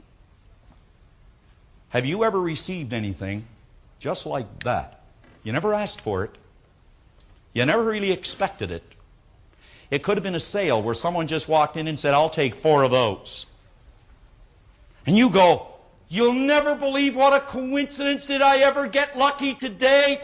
Someone walked in and bought it all. Has that ever happened to anybody where you made or something happened you weren't expecting it totally? That ever happened to anybody? Am I the only one? I was going to ask how many people know how to hold up their hands. But now think about this. Your responsibility is just one. Just one. If you can understand that every thought changes your state of vibration, every thought you entertain, that means that the only responsibility we have is to put it out. To put it out. Universal principle, spirit, whatever that which is. The no thing, as Edison called it. It will reciprocate in like kind, but it does not say when or from where or through whom it is coming back. Please understand that. If I give the best I've got to Jim, I may get it back from Brian. Spirit, universal intelligence, it will determine whether I'm getting it back and when and how I'm going to get it back. I'd give anything for a young person to understand that. Because you don't get it back from the person you've given it to doesn't mean you're not getting it back. Your responsibility is to put it out. Universal intelligence will determine how, when, and through whom it is coming back. It is coming back. I'm sure that years ago in 1975 down at the Hyatt when Bob was sitting down with Paul Hutsey, that never in his wildest dreams did he ever think he was going to get back a lot of the things that he was putting out at that time. He just knew he was getting it back, but he didn't know when. But it still is. It still is. So let me ask you this. If you don't like what you're getting back in your life, I'm going to ask you, have you examined lately what you're putting out? And how you examine what you're putting out is you ask yourself, what is my state of vibration? What is it? Well, here's how you tell. What are my thoughts, feelings, and actions toward my personal life? What are my thoughts, feelings, and actions toward my business life? What are my thoughts, feelings, and actions toward my family life? That's how you tell. That's not difficult to do. And that'll tell you what your attitude is, what your state of vibration is, and it'll tell you why you have the things that you actually have. You may want to review that part that John just covered, and most certainly reread page 46, and jot down the notes that come to your mind as you relate the message or the ideas on that page about vibration and goals to your own specific situation. We've given you some suggestions on other goals. We've suggested trips, cars. It may be furs or jewelry. Watch this, and then prepare yourself as we bring this in for a landing on the last cassette. There's some interesting information that I think you'll even find fascinating.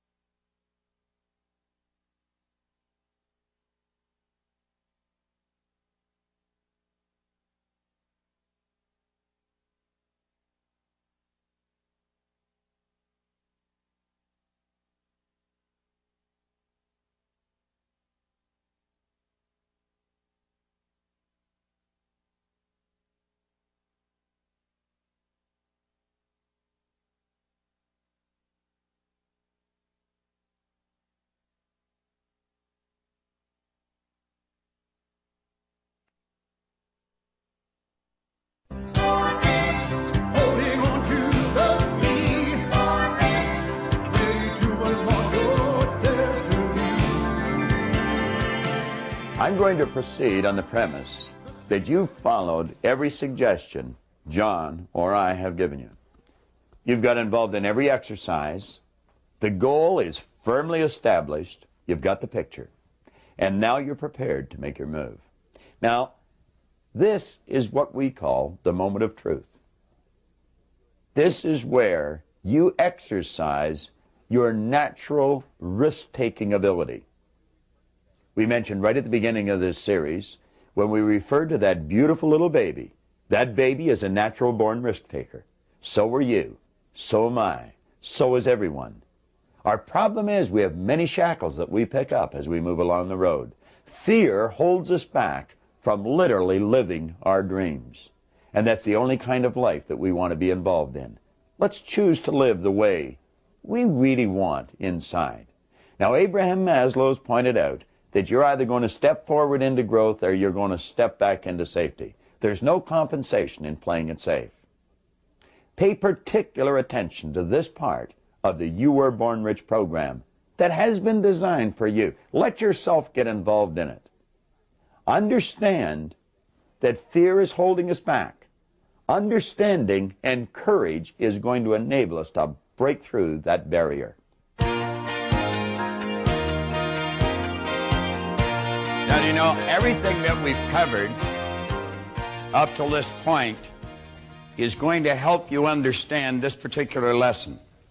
How many of you have set goals in the past and you come right up, but the fear inside stops you and you back away? How many of that happened to? Everyone has experienced that. You know, Abraham Maslow one time said you will either step forward into growth or you'll step back into safety. That safety could be a prison. Is Janet Hall in our audience? Is Janet here? Janet was in a seminar recently, and she gave me a poem. And she said, would you like to have this? And I read it, and I said, yeah, I sure would. And this is the first time I've shared it with anybody, but I don't know who wrote it. Janet might have wrote it. She didn't say whether she had or not. But at any rate, I got her name, and I marked it on the poem. And I am indebted to her for it because it's so good. In a moment, you will be too. Here we're talking about risks. This is incredible. It says, to laugh is to risk appearing the fool. To weep is to a risk appearing sentimental. To reach out to others is to risk getting involved. To show your feelings is to risk exposing yourself. To place your ideas, your dreams before the crowd is to risk their loss.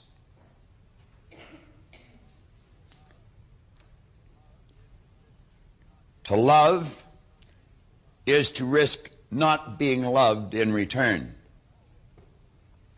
To hope is to risk pain. To try is to risk failure. But risk must be taken. It absolutely must be taken, because the greatest hazard in life is to risk nothing. The person who risks nothing does nothing and has nothing. You may avoid suffering and sorrow, but you simply cannot learn, feel, change, grow, live, or love. Chained by your certitudes, you will be a slave. Only the person who risks is free.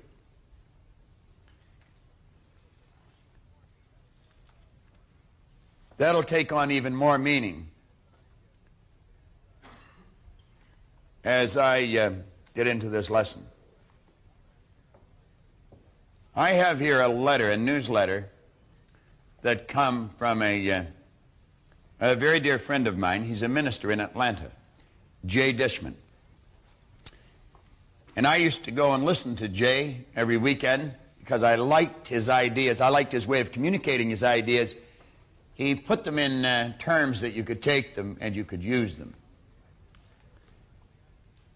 He said, recently I visited Alcatraz prison. Once it housed the most hardened of criminal. Today it's open for tours under the direction of the United States Parks Department.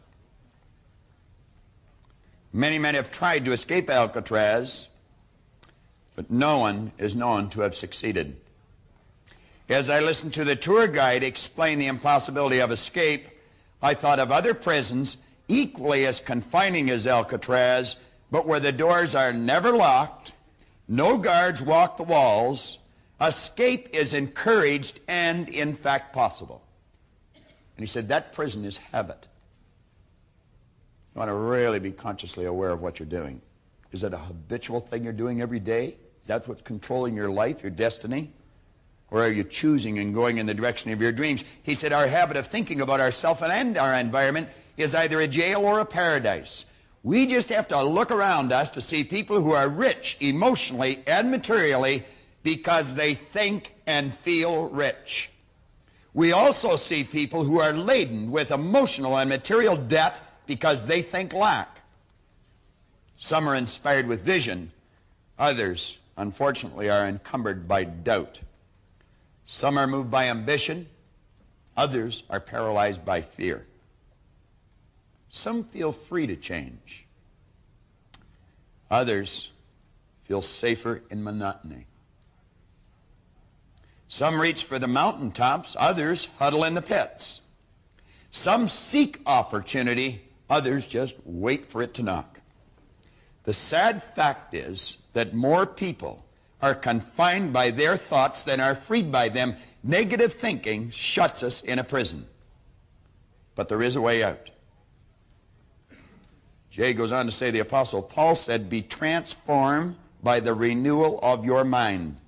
Paul knew a lot about prisons, both physical and mental. He emphasized the mental prison by knowing we get exactly what we set ourselves up to experience. And that's exactly what John was talking about a moment ago. Now, before I get into the real important part of this letter, or of this particular lesson, I want to go back and touch on something that we covered a moment ago, but I didn't go into it too deeply.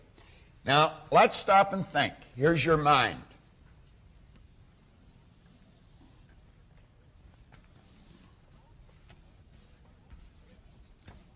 Most of us are conditioned, and remember what conditioning is, nothing but a mass of habits.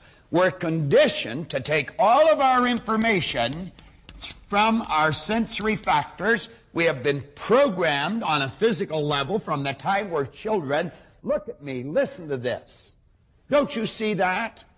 And that's how we're trained and conditioned to learn. So it's natural that we should let our material, our physical, or our results control our thinking. Now we know there are two polarities. I pointed out on this side is ignorance, and its polar opposite is knowledge. Now, an ignorant person does not understand that they can operate with their intellectual factors, they can choose the picture and get emotionally involved, and they can see the results come about in their life. They don't understand that they're letting their results control their thinking. So they set a goal, but then they look for the signals that it's going to happen. Where they start to look at the empty bank account, the wealth, it's no good. It's not there. We don't know if we're going to have enough money to keep going.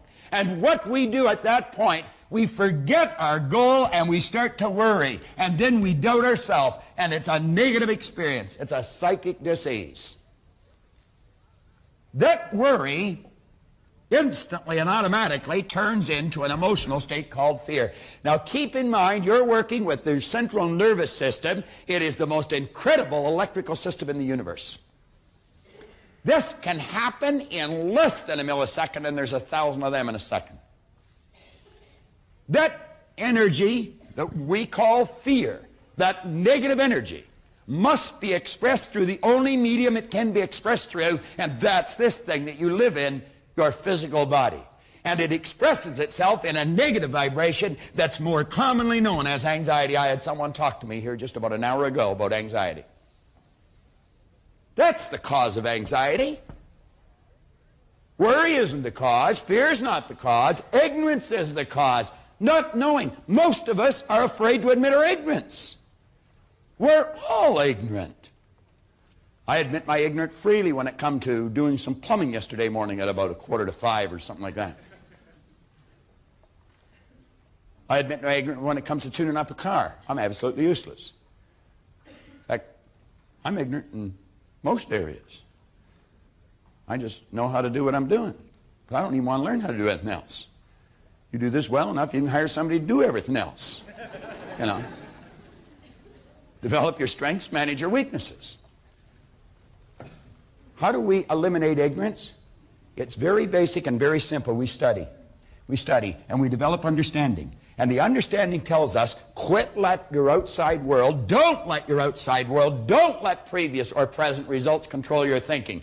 Visualize what you want, get emotionally involved with it. The understanding leads to faith, and the faith manifests on the physical plane as health or well-being. You can literally transform the state of health that your body's in. I've seen people that close to death's door change it.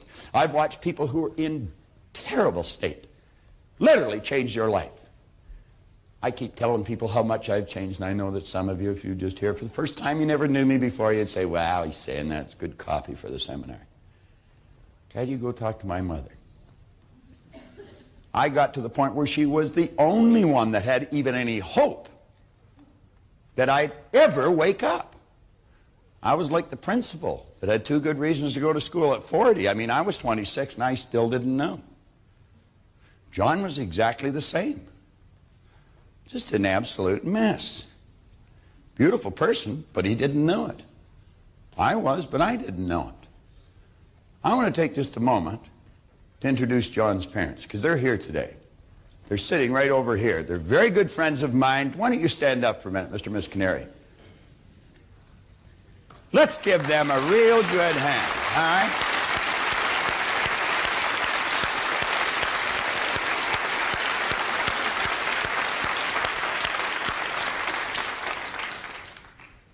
They are 2 of the nicest people you ever want to meet. And Mrs. Canary's not at all reluctant to tell me to mind my own business or keep my place. I mean, she's always given me hell for something. But you know something? She's an honest person, and so is he.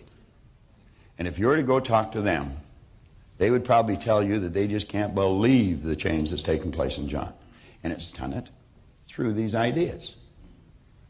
And you know, whatever it is, you can change. And you know, the beautiful part, they probably enjoy the change more than John does. No, they really do. Because I think when changes like that take place in our loved ones, it makes us feel so good inside. You know? So not only do you benefit from the change, so does everyone else benefit from the change. Now, we're going to run through a mental process that every one of us have experienced. I'm not going to talk to you about something you do not know about. I'm going to talk to you about something you do know about. You may not know how to stop what happens, but it's happened to every one of us. It's happened to you. Now let's go back and draw on the information that we started with. In our little life, we had all kinds of ideas programmed in here. John talked about that quite a while ago. Then we began to think, what kind of thoughts would we think? We would think thoughts that were in harmonious vibration with the conditioning we already had. It's natural for a person to think X-type thoughts, X being the unknown factor. So it would apply for all of us. If our mind is programmed, our subconscious is programmed with X-type conditioning, it would make sense that we would think X-type thoughts. Why would we? Well, by thinking X-type thoughts, those thoughts, when they're mixed with the conditioning, set up a vibration that we're used to. That's called the comfort zone.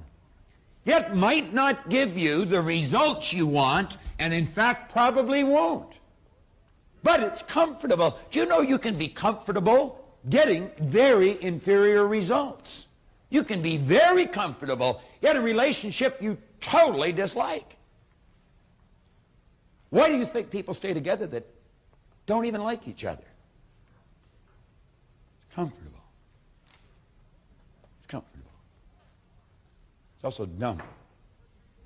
Yeah. Why do you think a person stays on the job they don't like? It's comfortable. They're used to it. There's no risk. They know how to do it. Going after the bigger job might be scary. Keep thinking. Now, let's bring this ahead. We said this was bondage. It's prison. Now, this is what we call reason. Remember what we said here? We have sensory factors. You can see, hear, smell, taste, touch. Here we've got the person with the X-type conditioning, X-type vibration, that produces X-type behavior, that produces X-type results. Let's say the X-type results represent $18,000 a year income. That's about where it was, isn't it, Al? Yeah, remember we also said we have the ability to choose thinking this way or this way. We can think of how we can get what we want, or we can spend time thinking of why we can't. We also said as long as an idea was just here in our conscious mind, it would have absolutely no effect on how we felt or anything we did, because it's right here in our consciousness. Now, this is also called the educated mind or the intellectual mind. This is the part that reasons, that thinks. Now, do you know you could put a Y-type idea in there, Y being much better than the old conditioning. See, this conditioning represents an $18,000 income. I'm going to use money because everyone can relate to it. Now, I'm going to ask Al, because we talked about Al here a little earlier. Al walked over at the break, and Al gave me a sheet of paper. Now, I haven't asked Al if he'd talk about this, because I want this to be spontaneous, and I also want it to verify something that I'm almost certain of. In fact, I'll be shocked if I don't get the answers that I'm expecting. I really will. Because I know so much about how the mind operates in the human personality. Al, let's let the Y represent the $500,000 income. And the X-type conditioning represents the $18,000 income. Now, Al, this conditioning caused you to do what you were doing to give you that income. All right? Did you like what you were doing, Al? Were you excited about it? Not 100%, no. Not 100%. I mean, you weren't really turned on with it. No. Marge, were you excited about what Al was doing? No.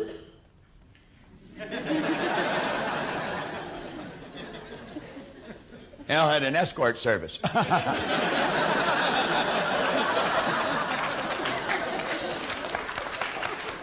That wasn't really fair, but they're pretty good heads, so I think they'll go along with that. At least Al probably would, even if Marge wouldn't. Marge, how did you like living on the $18,000 income? I didn't. You didn't? You didn't take many interesting trips on the 18K, did you? None. No, none. Bet you cooked in a lot, did you? All the time. All the time. Now, Al, let me come back to you again. How long had you thought about changing before you actually made the change? For quite a few years. I was right. I was right. Even righter than I expected. Quite a few years. I never thought it'd be quite a few years, but at any rate, it was quite a few years. Did you think of doing what you're doing now? It did cross my mind, but I couldn't get myself up to. Couldn't get yourself up to do it, could you? To doing it. You got a brother that had been doing well for quite a few years, doing what you're doing now, haven't you? Mm-hmm. That's right. And what it was, I believe, was fear that was holding me back from going out. That's exactly what it was, and that's what we're going to talk about here. Now, you see, the strange part about this is, the guy that I was praising for being the great manager is his brother. Nino is Al's brother. Now, I have known Nino for 8 years. Nino was in the first seminar I did when we moved from Atlanta to Toronto. And it was an odd situation. It was his birthday, and his wife made him go. But he's told me on many occasions that he's not sorry he went. Wouldn't be very nice of him to tell me anything else at this point, would it? All right. Now, I know what Nino's done. Nino is a risk taker, no question about it. You both have the same mother and father, Al? You both do. Absolutely. So you see, we often say a baby is a born risk taker. Here's two people from the same parents. One's out there taking the risk, making the dough, doing the big deals. The other's doing something they're not really excited about on $18,000 a year. Wife has to cook in all the time, doesn't go out. Didn't like what he was doing, wasn't excited about it. He's thinking about doing what his brother's doing for years, but he doesn't do it. Is that uncommon? That is not uncommon at all. Not uncommon at all. You've probably experienced that in your family. I see it happening every day. Now, if we could keep focusing on this, the Y-type idea represents what you're doing now. And every time you thought about it, you probably thought about the compensation that it would give you. Is that correct? Exactly. You never dreamed it would be $500,000 a year, though. Never did, no. Never. Have you any idea how many years it would take you to earn $500,000 at 18K? Several. And your hair wouldn't be black and curly, my friend. It would be long and gray. Now, if you had any left. But you see, it's generally much better than you ever even think it will be. Now, I want you to keep thinking about Al's situation. Al is a real estate agent. And we've already found out that there's only 13 out of 20,000 that are doing a job that may be a little superior to his. So you could say Al is one of the best in the world at what he does.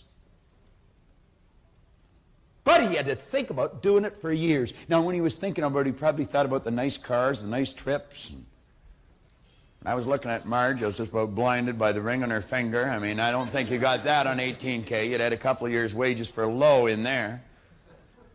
Now, let's come back again and focus here.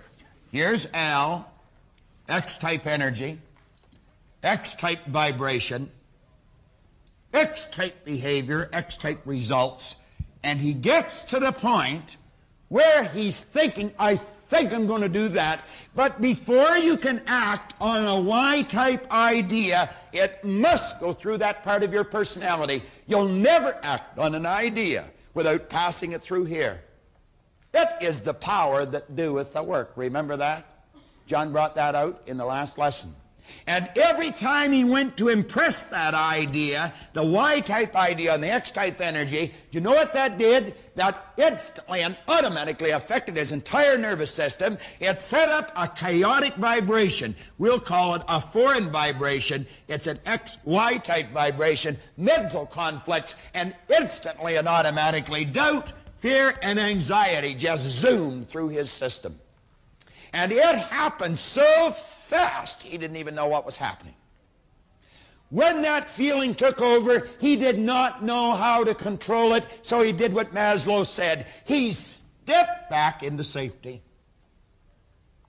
Then he started to reason with it. Who needs the big cars anyway? Damn things just cost too much money.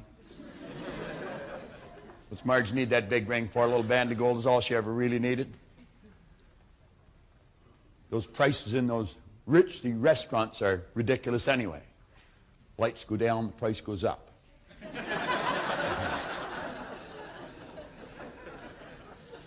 Kids are well fed and looked after. We're well dressed. We have a warm home. Besides, Nino loses every now and then, too.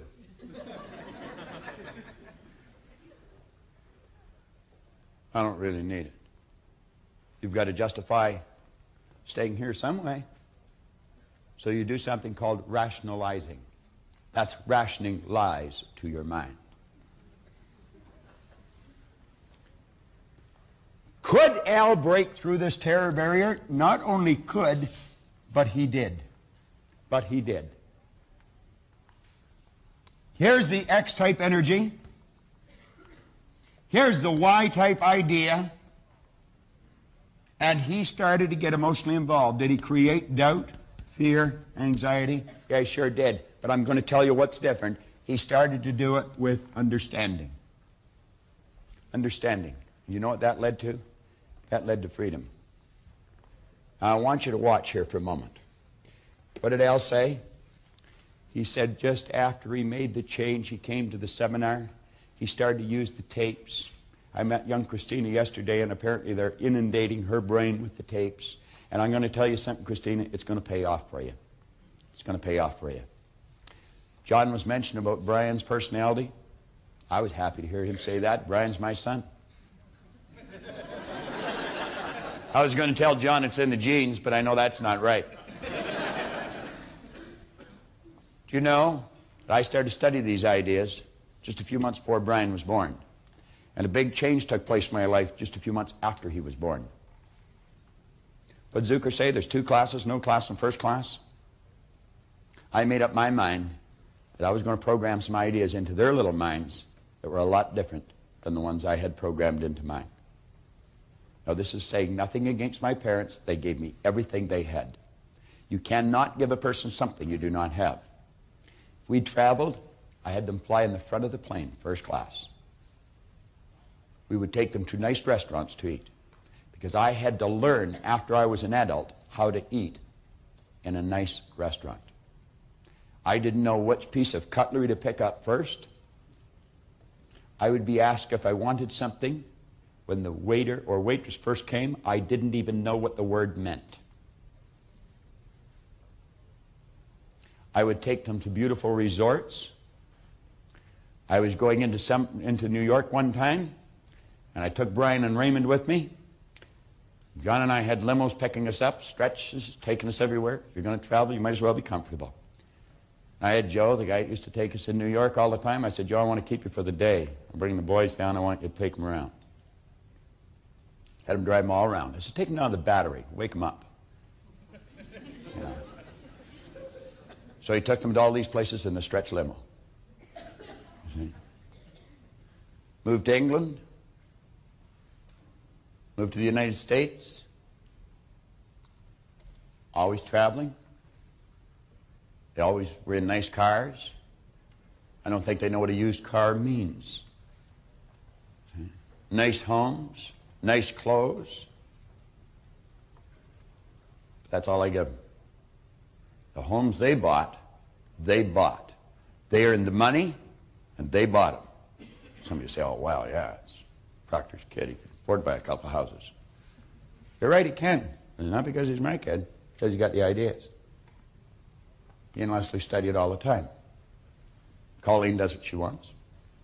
Raymond does what she wants. I never went to college. Nobody in our family ever went to university. So there was never much talk about going to university. Linda helped me with that idea. We didn't talk to them whether they were going to go. We talked to them where they were going to go. See, we had them making a choice. Which one do you want to go to? Not do you want to go or not. And if that's all you talk to them about, they make a choice. Colleen chose Illinois State. Raymond chose Wilfrid Laurier.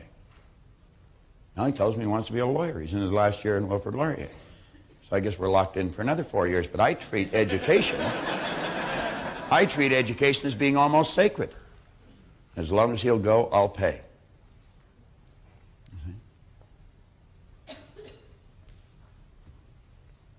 Al didn't have the benefit of that kind of teaching, and neither did I. Do you know what he did? He did the same thing I did.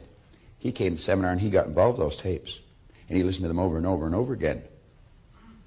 And if you're watching this videotape, don't think just because you hear what I'm saying and you can repeat a bit of it that you know it. You want to watch it over and over and over again. You get one of the most magnificent tools in your hand that you'll ever get your hands on. Now I want this to represent X-type conditioning in your life. Let it represent X-type conditioning. Let this represent the Y-type idea.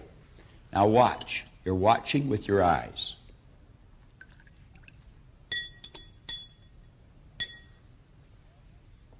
You don't see any change, do you, Reen? Al, do you see any change? No, I don't. You don't see any change. But your understanding tells you that it's not as dark as it was before I put the clear water in. Doesn't it? You see, as you impress the bigger idea, the old conditioning becomes weaker. And as we keep doing it, it becomes weaker. And it becomes weaker. And it becomes weaker. But you see, our eyes deceive us. We can't see any difference. But every time we watch the video, every time we turn on the set, every time we review the paragraph with the tape, every time we watch this idea being explained, the old conditioning becomes weaker and weaker and weaker. And if we will keep impressing it, even although it appears that everything outside is remaining the same, our inner eye of understanding tells us it's not the same, that it is becoming weaker. Now I want you to think, even although you experience some doubt and fear and anxiety, you understand what's causing that. It's the change that's taking place in the mind. That's what Paul talked about, the renewal of the mind. Now, Thoreau one time said something that is so rich with truth. He said, if you will endeavor to live the life you have imagined. That's the new idea, the Y idea. He said, any person who advances confidently, and you've got to do it with confidence, and that comes with understanding. Any person who will advance confidently in the direction of their dream and endeavor to live the life they imagined, they will meet with success unexpected in common hours. Now watch this, because one day you're going to wake up and everything will have changed. Just like that. And your life will never be the same again. That's the way it works. That's called awakening. And that's what Al's life looks like now, isn't it, Al? Absolutely. How did John start out? Talking about Lee.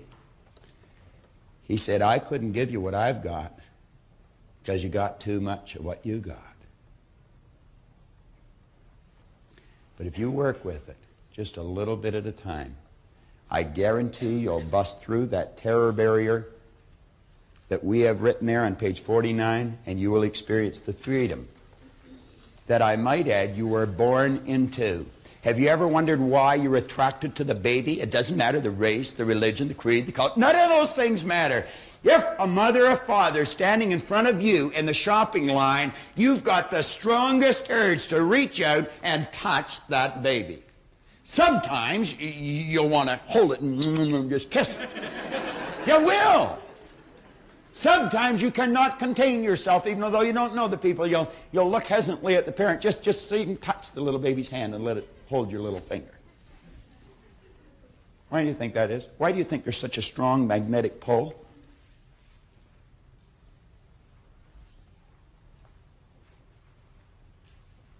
Think about it. There was Kipling said that, I love those little people, and it is no small thing when they who are so fresh from God love me. You see, we are created in a magnificent vibration, in an absolutely magnificent vibration. Born risk takers. Free. That conditioning takes place after birth. You can change it. It takes guts. It takes goals. Now, do you know something? You're sitting there watching this, and you're thinking, by God, I'm going to change something. I had a man telling me this here today at one of the breaks. He said, I'm getting so excited I can hardly contain myself. He said, I just feel so happy. I said, you want to know something? You keep watching this, and you keep watching this, and you'll get happier and happier, and you're going to get to the point where you think, oh, I couldn't get any happier, and then you'll get happier. That's exactly the way it works. Abundance is our birthright. Now, if you're going to change, you know there's only one time to do it. Right now. Right now. Right now. You see, Al Spazzeri made a decision. Regardless of the fear, regardless of the doubt, regardless of the flack from his buddies at work, he made a decision. And he made the decision on page 50, at the top of the page that Gerda was talking about. He said, are you in earnest? Then seize this very minute what you can do, or even dream you can do, and begin it. Boldness has genius, power, and magic in it. Only engage, and the mind will grow heated. Begin, and the work will be completed.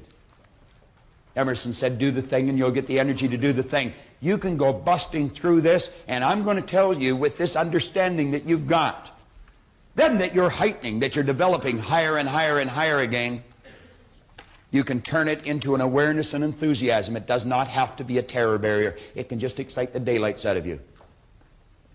In our company, we have a plan. We have a plan. And it's a big one. This seminar that you're sitting in is going to be marketed throughout the United States, throughout New Zealand, throughout Australia, throughout England.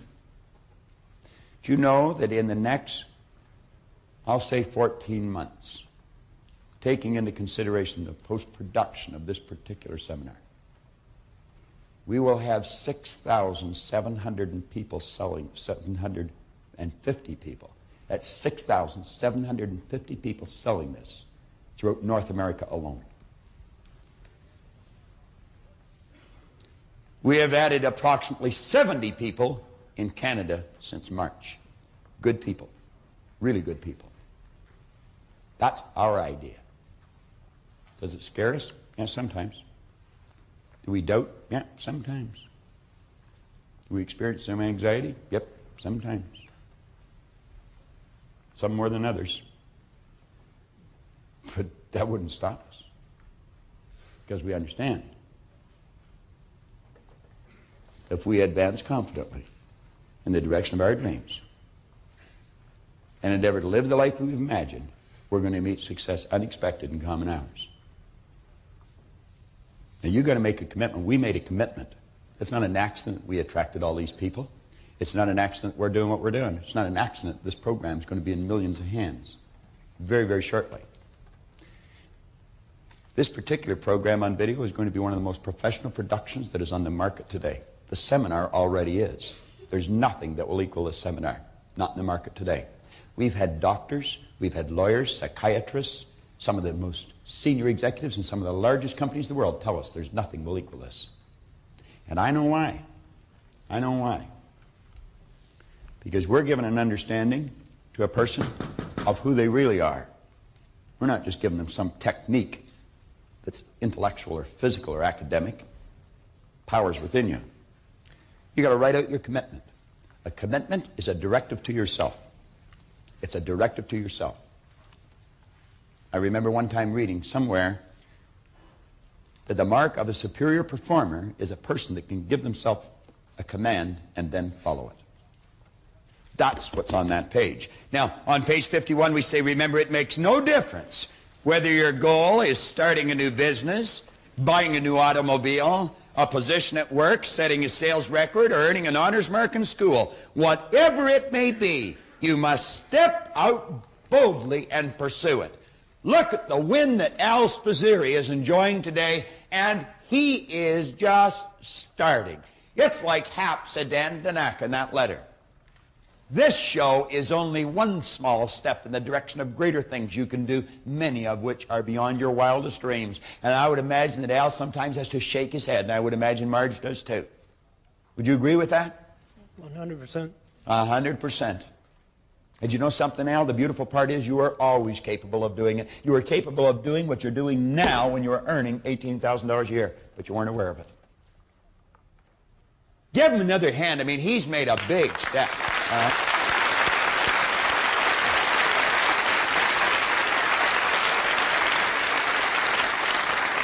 What did we say right at the start of the lesson? Motivation and education leads to wise decisions and intelligent action, and enables us to enjoy the prosperity which is our birthright. Now we say, keep reminding yourself that you have tremendous reservoirs of potential within you. We're on page 51. And therefore you are quite capable of doing anything you set your mind to. You really can. I don't care what the cynics tell you. Quit listening to some of your peers. Want to shoot a better golf game? Quit golfing with your friends. Now all you must do is figure out how you can do it, not whether you can or not. Just think of how you can. Forget about whether you can or not. You know you can. You just have to find out how. Begin to visualize yourself as a risk taker, and then starting telling yourself that you are one. Become fully aware of the good vibrations you get simply by virtue of practicing these simple exercises. Now here we are at the page of top of page 52. I've been quoting William James or James Allen. Through every lesson I think I've given you this quote. Your circumstances may not be congenial, but they will not long remain so if you perceive an ideal and strive to reach it. I still have not figured out how Leslie and Brian even bought that first house. I haven't figured it out. Because if they had any money, they had it well buried. That was before they started to earn anything. Then they started to work with Nino, and the income skyrocketed. So I don't even have to think of how they bought the second one. I'm not quite sure how many they're going to buy. But I know one thing. If you haven't got much, and you want to get a lot in real estate, you sit down and talk to them, they'll tell you. That you're going to make some major exciting moves. You've been thinking about them. You're committing yourself to it. When are you going to do it? When are you going to do it? You've got to create a sense of urgency. I'm going to do it right now. I wanted to make $250,000 in a year. And I achieved that goal. And when Bob says, be careful what you think because you will surely become it, we did $420,000 that year. I came back with the suggestion of Sam Kalanick. Sam is with the Mattel organization, KM in the States. And Sam suggested that I come back to the seminar and get back into the Born and Rich book because that's where the success came from the beginning. And I'm sure that with the Proctor seminar that I've had here today, that I know that I'm going to reach my new goal of $1.3 million is what I want to make this year. To earn $500,000 in the next 12 months. I came to Bob Proctor's seminar 4 years ago. At that time, I set my goal to make $40,000 a year salary. And after 4 years, making about 3 times that, I've come back again because I want to make it triple or quadruple. I want honors. I want to graduate with honors. We're going to talk about the fine line between winning and losing. And as it says in your book, it's just as fine as the razor's edge. So let's give John a warm welcome so he comes up to lead us through this next lesson.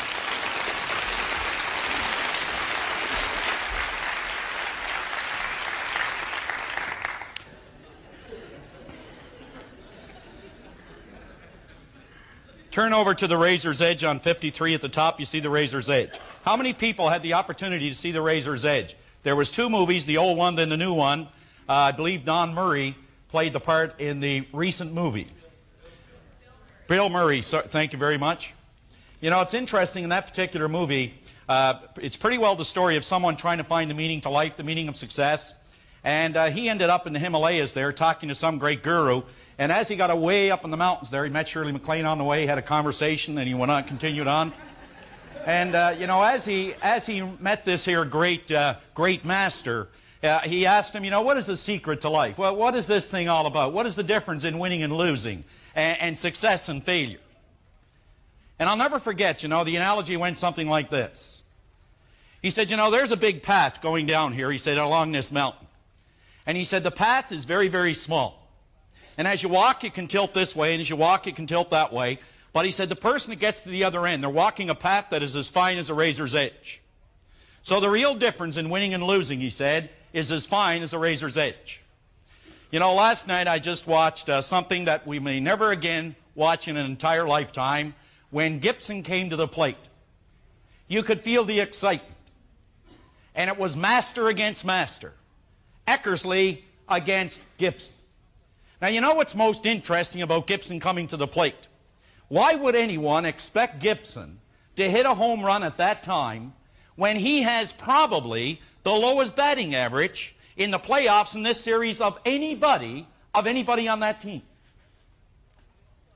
Well, you see, Gibson will do what he has to do when he has to do it. You think about this. Do you know that the people who come to these seminars the most are the ones who need it the least? The ones who do not come are the ones who need it the most. Now, the real razor's edge difference works this way for you and for me.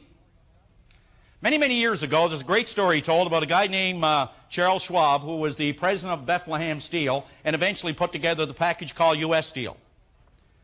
And he was approached by a guy named Ivy Lee. Ivy Lee walked in and he said, Mr. Schwab, I believe that we have an idea that could dramatically increase your business, he said, beyond where it is. And the most interesting thing about that is that when Schwab said to him, well, we already know what it is we should be doing, but if you can show us a better way of getting it done, we'll listen to you and pay you anything within reason. Well, Ivy Lee took out a sheet of paper and he started to write on it. And he said, now I want you to get out a sheet of paper. Now he said, what I'd like you to do, Mr. Schwab, is write down the 6 most important things you have to do tomorrow. Schwab did as requested. Now he said, first thing tomorrow morning, I want you to take out that list. And he said, you'll have them numbered in priorities. Priority A, B, C, D, E, F, G, or 1, 2, 3, 4, 5, 6. Now he said, I want you to work on number 1. And don't go to number 2 until you complete number 1. He said, then you try the idea, put it to work for 60 days, send me a check for whatever you think the idea is worth. 60 days later, Ivy Lee received a letter stating that the lesson had been the best he had ever learned from a business point of view. And he enclosed a check for $25,000. Now I want you to write down the 6 most important things you have to do tomorrow. That could be the razor's edge difference for you. Now you put it to work and in 60 days you can send me a check for $25,000. But you see, there is such a small difference in the people that are actually coming up with the results versus the people that are not getting the results. What is the difference in person B and we'll say person A? What is the basic difference? I mean, they both have, we'll say, the same aptitude, same education, maybe come from the same neighborhood, may work in the same company, they may have even gone to the same schools. But it seems that person A, they just keep on achieving even though they have great adversities, but person B never really gets off the launching pad. What is the basic difference in these two people? Well, I believe it's the razor's edge. That there is such a fine line that separates people. Now, I want you to consider this. Wade Boggs was the leading hitter in the major leagues, in the American League in the last season, and perhaps for the last 5. He ended up with a batting average of about .358. The person who was the 10th highest hitter in the major leagues was somewhere around 301. What is the real difference in Wade Boggs and the person who was in 10th place? Consider it. For every 10 times that Boggs goes to bat, he gets 3.58 hits. The person who is hitting 301 out of 10 times at bat gets 3.01 hits. The real difference in these two people is not even a half a hit for every 10 times they go to the plate. But Boggs is earning $1.7 million a year, and I noticed the 10th place hitter was earning about $280,000 a year, even though there's a small difference in the number of hits they get, less than a half a hit. The difference in income is absolutely phenomenal. You go back to a day when the greatest base stealer in the history of the major leagues, a guy by the name of Ty Cobb. Ty Cobb, we remember, as a fearless individual that always played to win. But do you know that Ty Cobb, he had what is called a stolen base percentage of 71%. In the same year that Cobb was recognized for his greatness, there was a man named Carey, and I'll guarantee you few people have ever heard of him. Carey had a stolen base percentage of 98%. Do you know he had 53 attempts? He was only caught twice, which meant he had 51 stolen bases. 51 stolen bases. Why is it we remember Cobb so well? Tell you why. It wasn't because Cobb was caught 38 times. 38 times Cobb was caught stealing second base, or third, or home. That's not why we remember Cobb. Cobb stole 96 bases. That's not why we remember Cobb. Someone has broken his record. Do you know why everyone remembers the great Ty Cobb? Is because he made 134 attempts. Was the razor's edge difference that Cobb was a better base stealer? Or was it because he made more attempts than this man Carey? That was the real razor's edge difference. Now I'm going to give you one simple little formula that will act as the razor's edge difference for you. Just one. That's all, just one. Then I want to cover the book, and we'll get into the last two lessons with Robert. Now here it is. The common denominator of success. The very simple formula, not an easy one, but a very simple one. It works like this. A man wrote a marvelous little book, 20 pages, and he entitled it The Common Denominator of Success. And he said the common denominator of success in his business, your business, my business, any business, is in forming the habit of doing things that failures don't like to do. Now think about this. Failures, this individual is influenced in pleasing methods only, whereas this person, the success type individual, they're influenced by pleasing results only. They have formed the habit of doing things that this person does not like to do. Think about it. Are you influenced by pleasing results? Or are you influenced by pleasing what is called methods? What are you influenced by? Are you influenced by where you're going? Or are you influenced in defending where you are? Because the razor's edge difference could be just one simple action that you do every single day. The 6 most important things that are going to move you in the direction of your goal. And that's basically what it comes down to. Let's look at this and see what we come up with on page 53, because we promised we'd get you out of here by 5 o'clock. It says, you are likely 1 inch, 1 step, 1 idea away from turning on to the boulevard of beauty in your life. It has often been said that that line which separates winning from losing is as fine as a razor's edge, and it really is. Somerset Maugham wrote an entire book entitled A Razor's Edge, and Darryl F. Zanuck spent $4 million producing a movie which had the same title. Both of these great people, author and movie maker alike, knew there wasn't a big difference among people. There was only a difference in the things that they accomplished. And that was the theme of the movie as well as the book.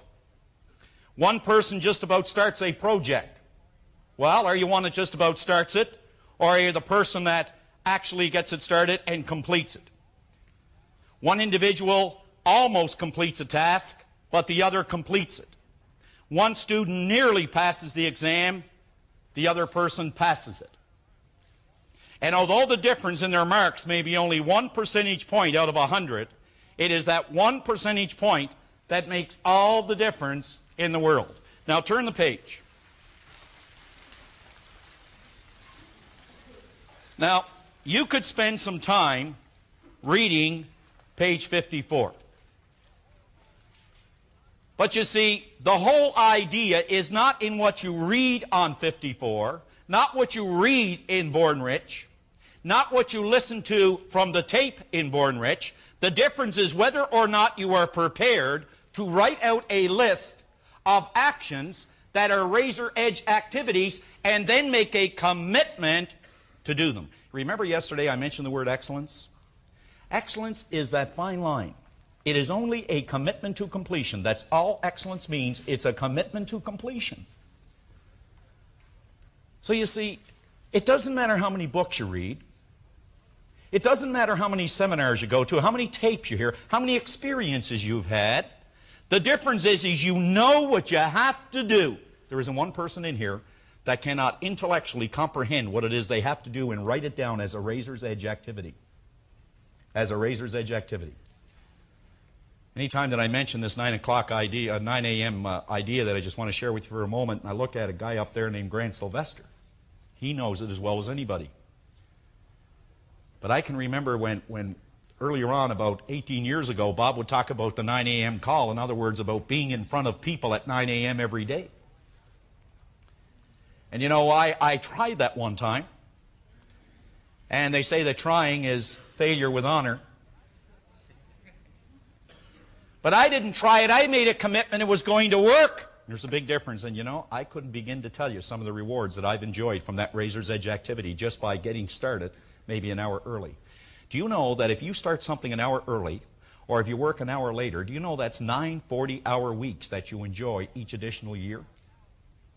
Just 1 more hour is a razor's edge activity that'll give you 9 40-hour weeks of productivity in your life, no matter what area of your life you're talking about.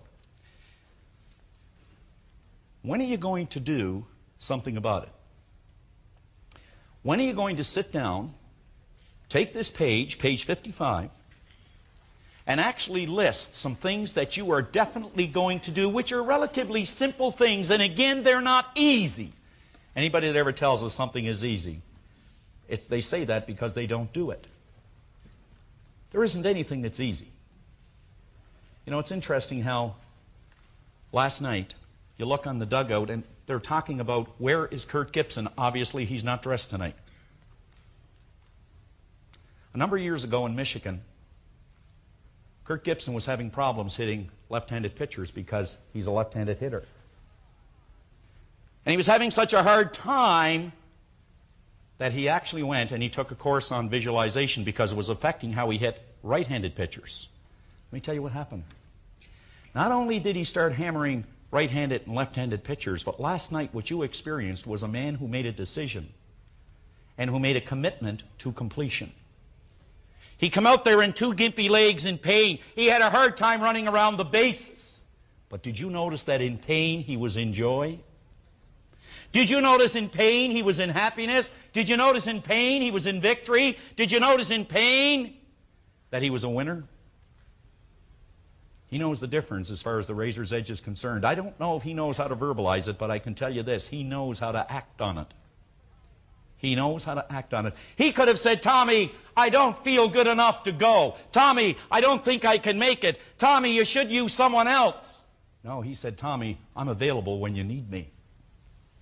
When the reporters asked him, why would you even think of playing with such pain and such injuries? He looked at the reporter and he said, have you ever played baseball?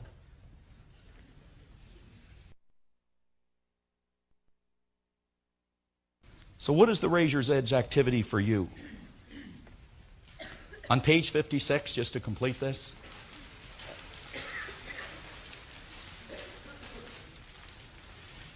if you're employed in a sales capacity, consider the dynamic sales presentation which you could be developing in a month or two. If you simulated a sales presentation with an imaginary prospect or possibly one of your associates every day for 1 hour, imagine what would happen if you practice your craft every day. Imagine what would happen if you practice your craft as a parent, if you practice your craft in your profession, if you practice your craft in your family life, in your personal life, and with your friends. Can you imagine what would happen? Well, you see, if you're only going to try it for a week, I want to tell you now, don't do it, because the frustration will be worse than ever. If you're going to try it for 2 weeks, maybe. But if you want it to really work, I'll tell you this. You give the next 90 days of your life, the next 90 days of your life, the very best you've got, and I'll guarantee you one thing. Life will give you everything you want for the rest of your life.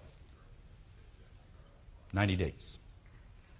I could go through this, and at the bottom, it's asking you to make a commitment. I'm going to suggest that sometime this week, and you know, tomorrow you're going to be very tired.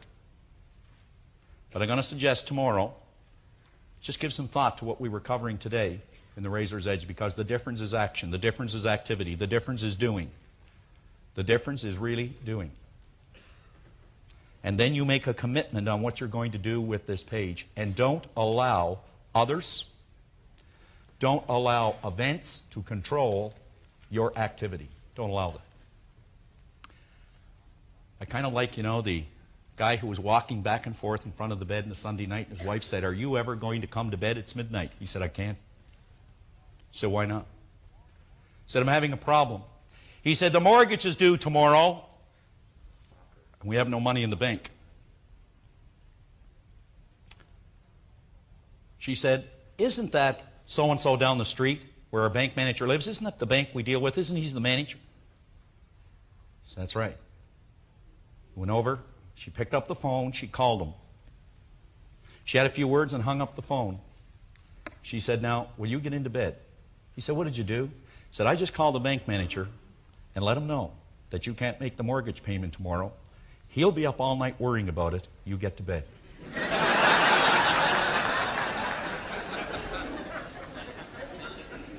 Excellence is a commitment to completion, and that's the difference in the razor's edge activities you're going to get involved in to really make this program work for you.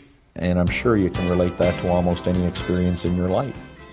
Whether it be in relationships, the razor's edge may be commitment. Whether it be in selling, the razor's edge may be one more call. Whether it be in just your family life, the razor's edge might be just turning off the television for maybe 1/2 hour each day. For me, in doing the seminars and the things that I've been able to accomplish through the seminars, the razor's edge for me has been persistence. In other words, when I was in doubt, I went to work. When I was in doubt, I went forward. When I wanted to quit, I took one more step ahead. So the razor's edge is always perhaps a decision, and I think that this is probably very, very significant to anyone that we may be sharing with today. But I know that we don't have as many problems as we have decisions to make. And quite often that problem mushrooms only because of the lack of decision. So the razor's edge for a lot of people could be to make a decision even though they don't have a complete set of facts to operate with. Make a decision, and usually by making that decision, the next decision will be revealed to you. Now on page 55, there's a space there for you to jot down 6, 7, 8 little things that'll make a big difference. I'm not suggesting that you use them all, but at least recognize a half a dozen and then implement them. Remember, right at the beginning of the book, we point out that reading and memorizing isn't going to do you any good. It's understanding and application that's really going to make the difference. So before you proceed any further, make sure that page 55 is complete with your razor edge activities. Let's have just that one more dimension of energy to bring this in for a landing.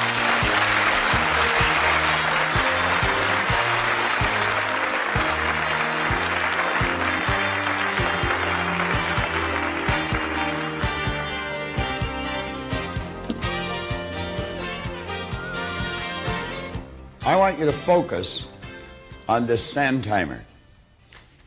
Let the sand in the glass represent your life. Let the sand in the bottom of the glass represent the past. The sand in the top of the glass will represent the future. Now really think about this.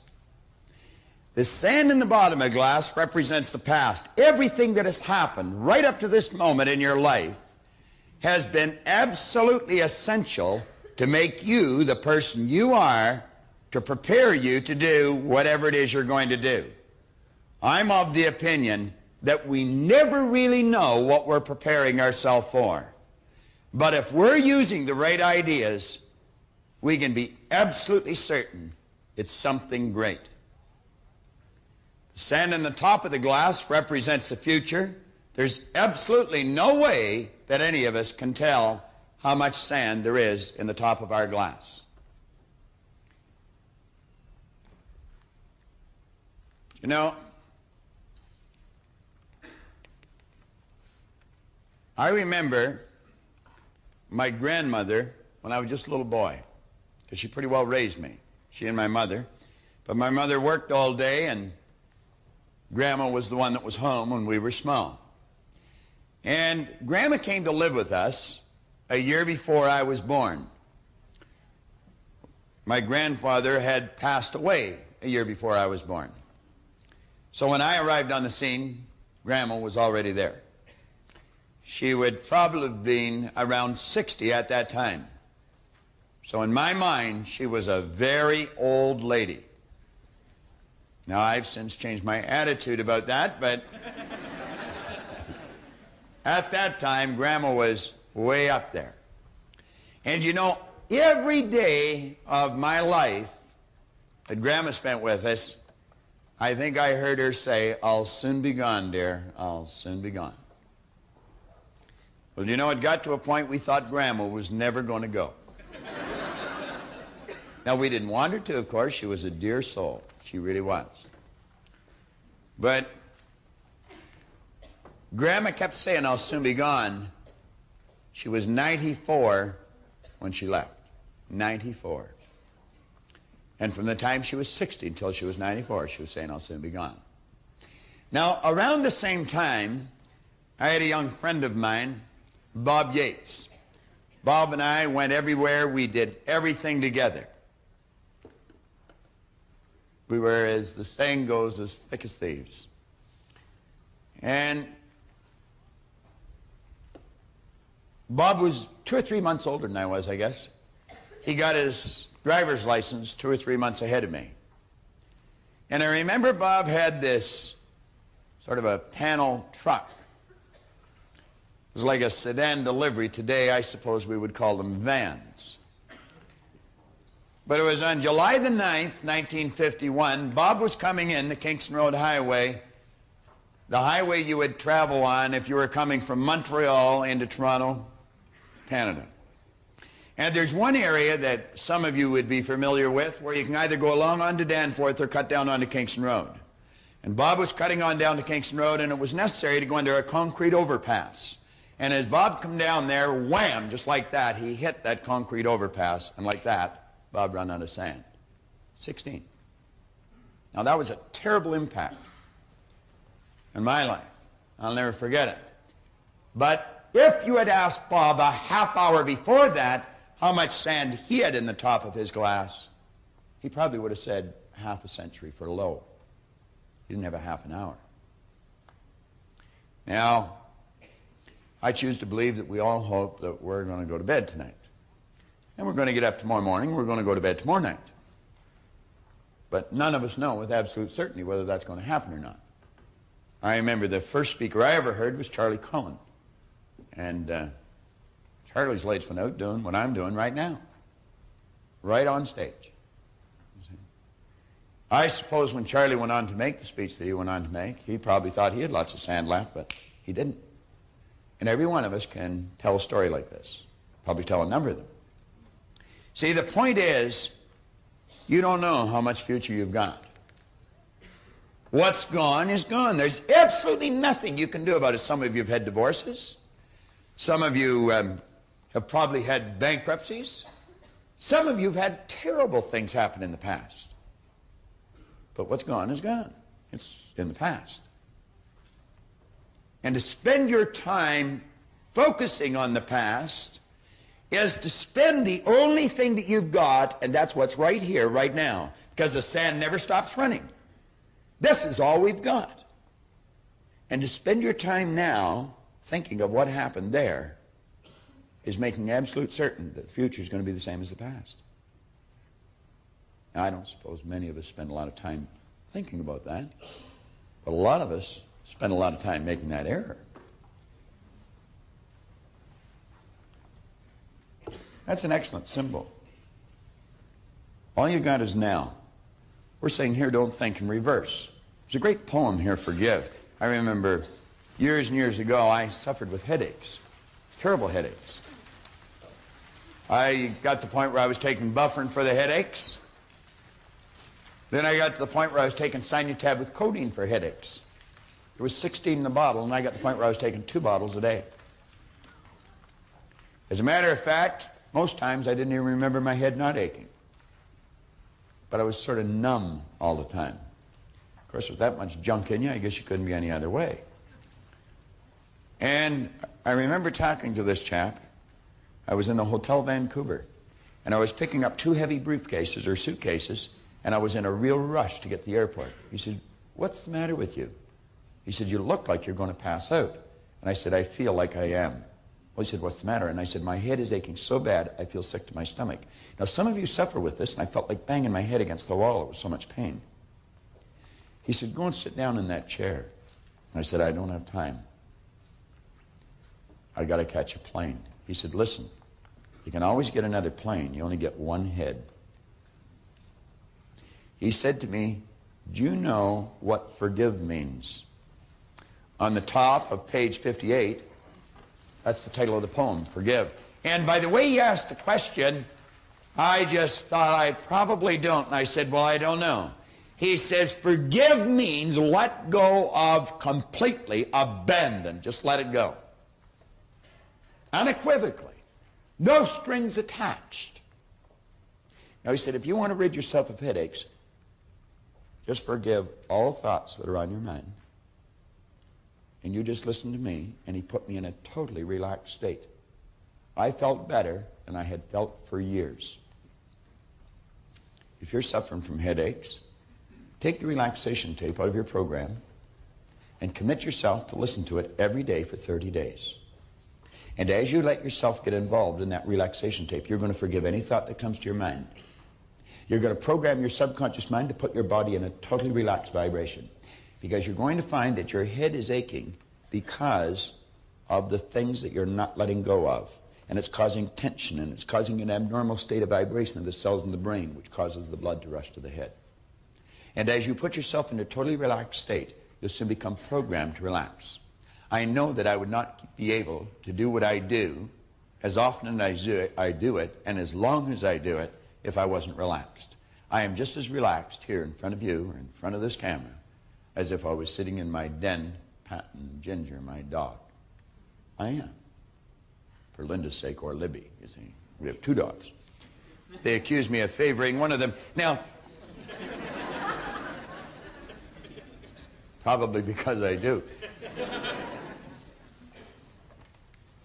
I think Ginger's prettier. Now, Study that poem. Study the meaning of it.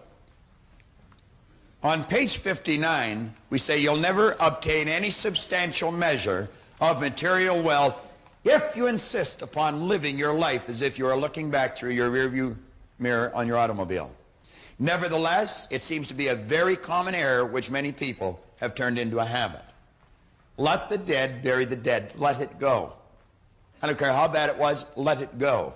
5 years from now, 10 years from now, when you look back in retrospect at that terrible thing that's happened, you're going to find it was probably one of the best things that ever happened to you. Advancement of all kinds is preceded by a crisis. The greater the crisis, the greater the opportunity for advancement. Or you could put it another way. You could say, out of all confusion comes order. A higher degree of order than that which existed prior to the confusion. Because you see, the confusion was a learning state. Remember, I was pointing out that business is fun. It really is. I see business as a game. It's a game we're playing, and we play to win.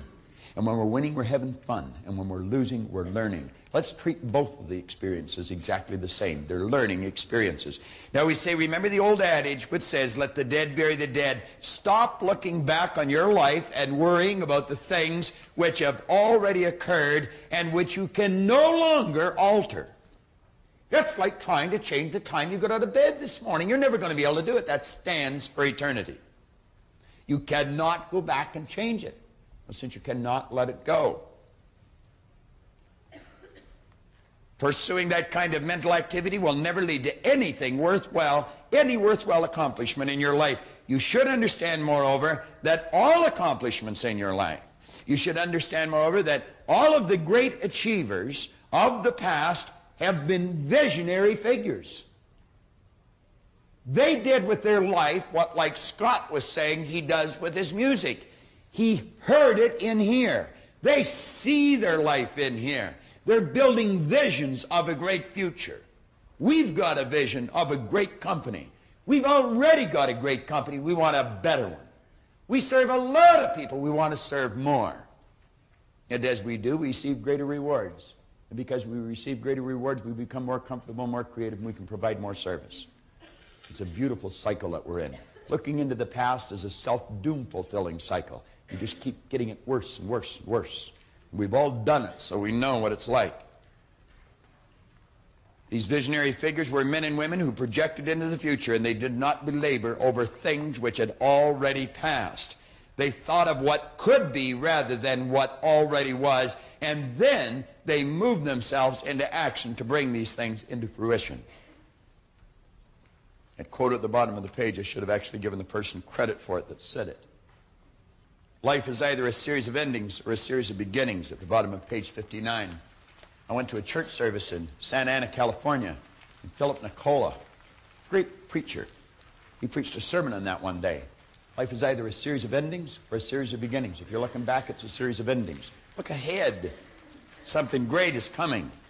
Leland Val Vanderwall said something when we were sitting having coffee, and I jotted it down. Every time this guy opens his mouth, he drops a pearl. I'm so wise.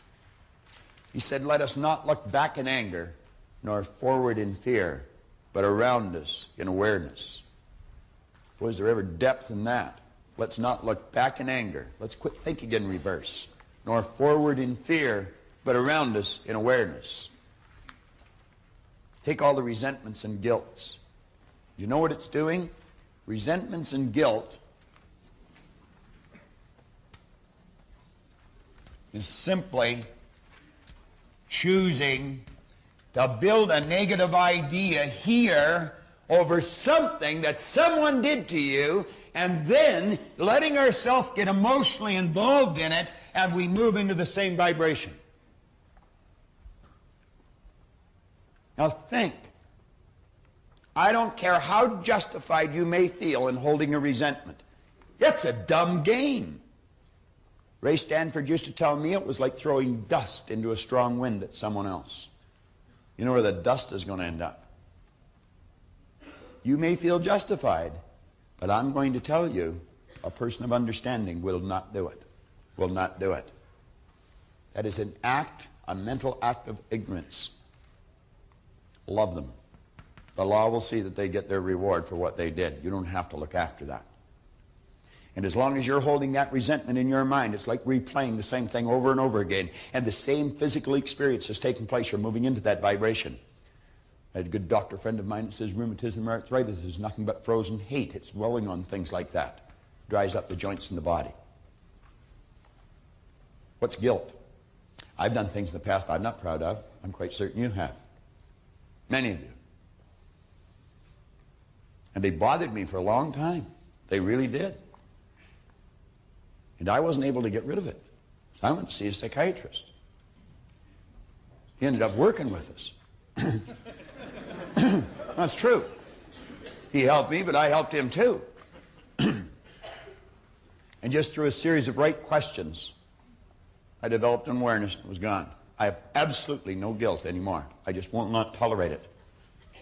That's looking back at something you did that you thought was wrong in the past and reliving it. And the same vibration takes place. You see, resentment and guilt are very closely aligned. One's directed towards someone else, the other's directed towards yourself. But you're the beneficiary of both, and neither one of them are positive. Most destructive emotions that you could get involved in. There's a great affirmation at the bottom of the page. And anyone that wants to rid themselves of resentment or guilt or a lot of disease, I would suggest you write it out probably 100 times a day. I willingly release the thoughts and things that clutter my mind. They're all the old ones in there that you're not even aware of. And then say, I release whoever it is. Name them all to their highest good. That means happiness, health, and prosperity. Just release them. The person could be dead. It's not the person that's causing the problem. It's the remembrance. It's the idea. I release them to their highest good and me to mine. And you see them happy, healthy, and prosperous. And you see yourself happy, healthy, and prosperous. And then you say, it is so. Thank you, Father. Father being infinite power. I want to suggest on page 61 that you read the story of Patty's Cruise. I'm not going to tell you what it is. I want you to read it. I want you to read it. Because I sat down with her. Patty's a good friend of mine. We're related. We worked together. And she had a definite problem. And over a cup of coffee, I gave her a suggestion that solved the problem. And she learned a great lesson. And any one of you can learn a great lesson from the story that's in here. You're always saying, I'd like to do this, but I can't because... You get the answer there.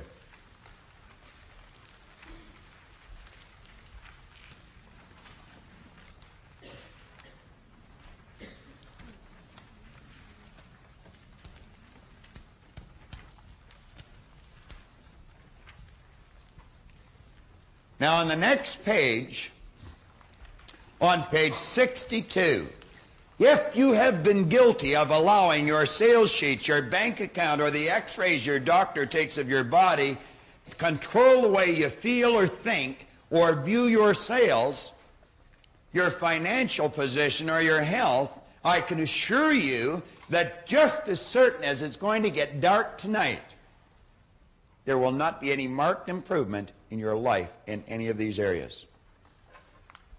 There won't be. What did Paul Hutsey tell me? What did he tell you? He's been in the business 38 years. He's been in management 35. When I sat down and talked with him, he had been in the business 24 years, and he had been in management 22.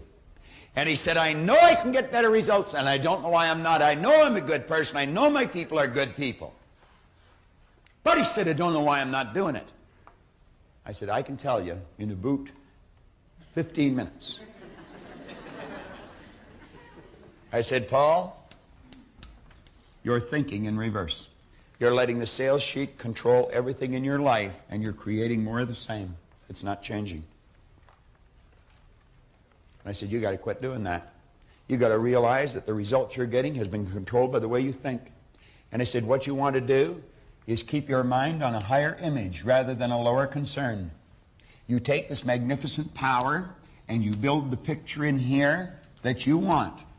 And you let yourself get emotionally involved in that picture. And I said, Paul, it'll happen so fast, it'll make your head spin. What did he tell you? In 9 months, he went to the top of the company. 9 months. He had been trying for 22 years to do something. What did Al tell you? 18,000 to 500. I was saying to someone downstairs, you know, I used to read these stories in the books when I first started, and I thought, oh, this can't be true. Go follow these people. Talk to them. That's why we brought Paul Hutsey in here. That's why we've had the various people stand up that we know that changes have taken place and come back to these seminars. And they keep coming back and they keep coming back. That's why you should keep watching what you're looking at. On page 63, these are just action lessons. I want you to take the chapter on Don't Think in Reverse, and I would suggest that you read it over a few times and ask yourself, what did I learn from this chapter? What did I learn from it? I would suggest you take your own voice and you narrate that chapter and the one John just went through on the razor's edge. Put them on tape. You've got a tape in your folder for your own affirmations, your own commitments, and your own goals. Take that tape and record it. Some people come to me and say, there's nothing on this tape. You know what they're saying? I'm not thinking, I'm not reading, I'm not listening, I'm not looking, and I'm not doing what the program tells me to do. Take that tape and record your commitments. Record your goals. Record your affirmations, your positive statements to yourself. And in your own voice. Dave Mifsud was telling me one day, he says, what an excellent idea. He said, your own voice, one that you trust. But Dave was really saying, I trust my own voice. Some people don't, you know, Dave. Read that lesson over and ask yourself what you learned from it. Now, the last lesson is a classic. I talked to a person here, right here in this spot, within the last couple of hours. And I told that person to focus in on this lesson. Focus in on this lesson. Now I want you to think.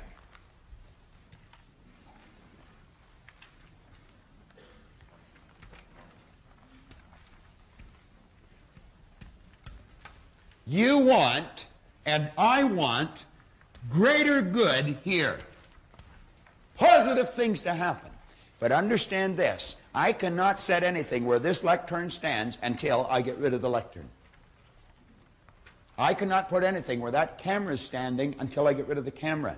And nor can you put anything where that television set's sitting until you get rid of the television set. You must create a space for the good that you desire. I would hate to guess at the number of people that would love to meet and greet and love and have a meaningful relationship with someone, and they're never going to do it until they let go of that old relationship. Person may be gone, but the idea is still there. You've got to create a space for the good that you desire. You just must do it. And if you don't, you're never going to have that relationship. You want something in your home? We have people that come in and look after our place 2 or 3 times a week. We've got a big kitchen. There's a sofa in there, chair. We haven't liked that sofa or chair for a long time. Linda says, let's create a vacuum. They were gone. Lots of room in our kitchen now, I'll tell you. Nature abhors that vacuum. Only be a period of time until there's new furniture in the kitchen. You got to create a space for it. Create a space. When it comes to furniture and stuff like that, people have garage sales. I just say a silent prayer for them as I'm driving by their house. Having a garage sale is a dumb thing to do. Give it away. Give it away. Most people don't know how to give. Remember I said it should be spontaneous. Here's a beautiful poem by Beer. He said, to get he had tried, yet his store was still meager. To a wise man he cried in a voice keen and eager, pray tell me, how may I successfully live? And the wise man replied, to get, you got to give. To get, you got to give. As to giving, he said, what have I to give? I've scarce enough bread, and of course, one must live. But I would partake of life's bountiful store. Came the wise man's response, then you must give more. The lesson he learned, to get, was forgotten. Think of the number of people out trying to get. Toward mankind he turned with a love new begotten. As he gave of himself in useful living, then joy crowned his days, for he grew rich in giving. I like that lesson. I like giving things. I really do. I get a lot of satisfaction out of it. But I've had people tell me from time to time, you give too much away. You couldn't possibly give too much away. What a dumb statement. What a dumb statement. You ought to take part of all you get and put it back where it came from. If a farmer doesn't do that, you're soon going to have a poor farmer. They are what you call dumb farmers. Farmer takes part of his crop, puts it back in the ground. And if you don't take part of all you receive and put it back where you got it from, you're not going to get much more. We hold on to old ideas. Why do we do all these things? We're insecure. We're insecure. Remember how physical we are? We got lots of physical things around us. We feel comfortable. Did you ever watch the advertisement on television that American Express have? See a young couple having a great time, you know, nice music, and all of a sudden, ah! We lost our credit cards! And you hear this voice, you have American Express? And a calmness comes over them. Did you ever drive downtown, you go to park your car, and you reach for your purse or put your hand in your pocket, and all of a sudden you see the purse on the table in the hall, or yeah, you see the money on the dresser? Feeling of security in here, isn't it? Isn't it strange how we feel secure if we've got a few bucks on us? A little bit of paper? So dumb. Security's an inside thing. It's inside. And the more we learn about ourselves, the less we need all these things around us. Some people are real pack rats. You know? Well, on page 67, we're talking about removing these mental blocks. You see, it not only works with physical things, it works with mental things. Because remember, the physical and the mental, the non-physical, are all the same. And we must create a space for the good that we desire. In the book, you'll see that I dedicate this book to my Aunt Marg Moyer. I love her very much. She and I are very close friends.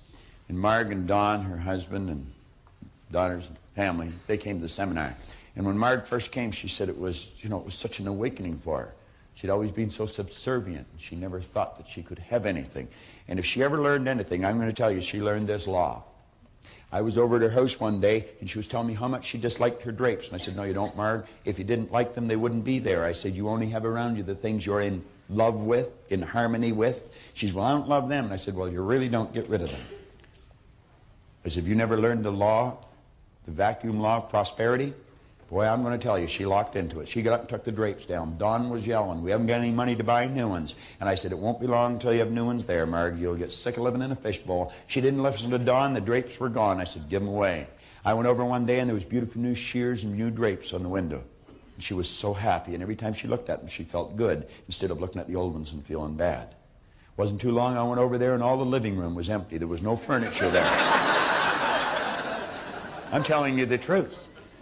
Then they went through the closet and cleaned the closets out, and pretty soon she had new clothes. Do you know now they live in a beautiful home, brand new home. They got rid of the home.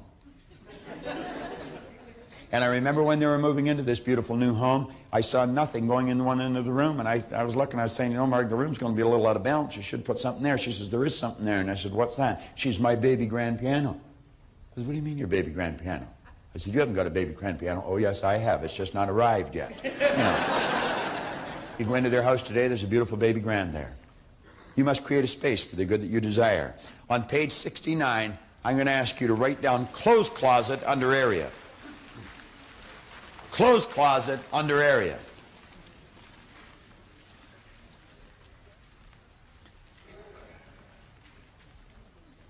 Now, I want you to write down a date within 7 days of today's date.